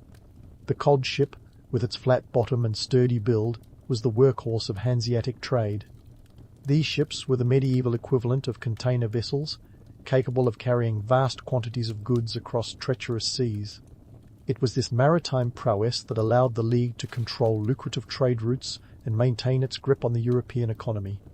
Without the cog, the League might have been just another footnote in history. Now, let's talk about the legacy of all this wheeling and dealing. The Hanseatic League may have dissolved centuries ago, but its influence lingers in the way modern economic zones operate. The principles of free trade, collective bargaining, and cross-border cooperation are all rooted in the League's operations. Today, the European Union echoes the Hanseatic spirit, bringing together diverse regions under a banner of mutual benefit. Sure, the EU might have more paperwork, but the essence is the same, strength in numbers. But the League's legacy isn't just economic, it's cultural too. From the brick Gothic architecture of Lübeck to the rich culinary traditions infused with spices from far-flung lands, the Hanseatic influence is still palpable in Northern Europe. Cities like Hamburg, Bremen and Riga continue to celebrate their Hanseatic heritage, with festivals and fairs that harken back to an era when these cities were the beating heart of European trade. The League's spirit of entrepreneurship and resilience lives on, inspiring generations to look beyond borders and embrace the world as a marketplace of ideas and opportunities. As you pause by the towering silhouette of Saint-Suet, Mary's Church, its bells silent now, you can't help but marvel at how the League's story mirrors the broader narrative of human ambition. It's a story of visionaries and opportunists, of alliances forged and broken, of dreams realized and dashed. The League's history is a testament to the complexities of cooperation, the delicate balance of self-interest and collective good. It reminds us that while human nature may be driven by competition, it is also capable of remarkable collaboration. And so, dear night wanderer, as you make your way home through the winding streets of Lübeck, let the story of the Hanseatic League serve as a reminder that history is not just a series of dates and events. It's a living dialogue between the past and the present, a conversation that invites us to learn, to reflect, and to find our place within its vast, unfolding narrative. The League may be a relic of the past, but its lessons remain as relevant as ever, because in the end, the pursuit of prosperity, like history itself, is a journey without end.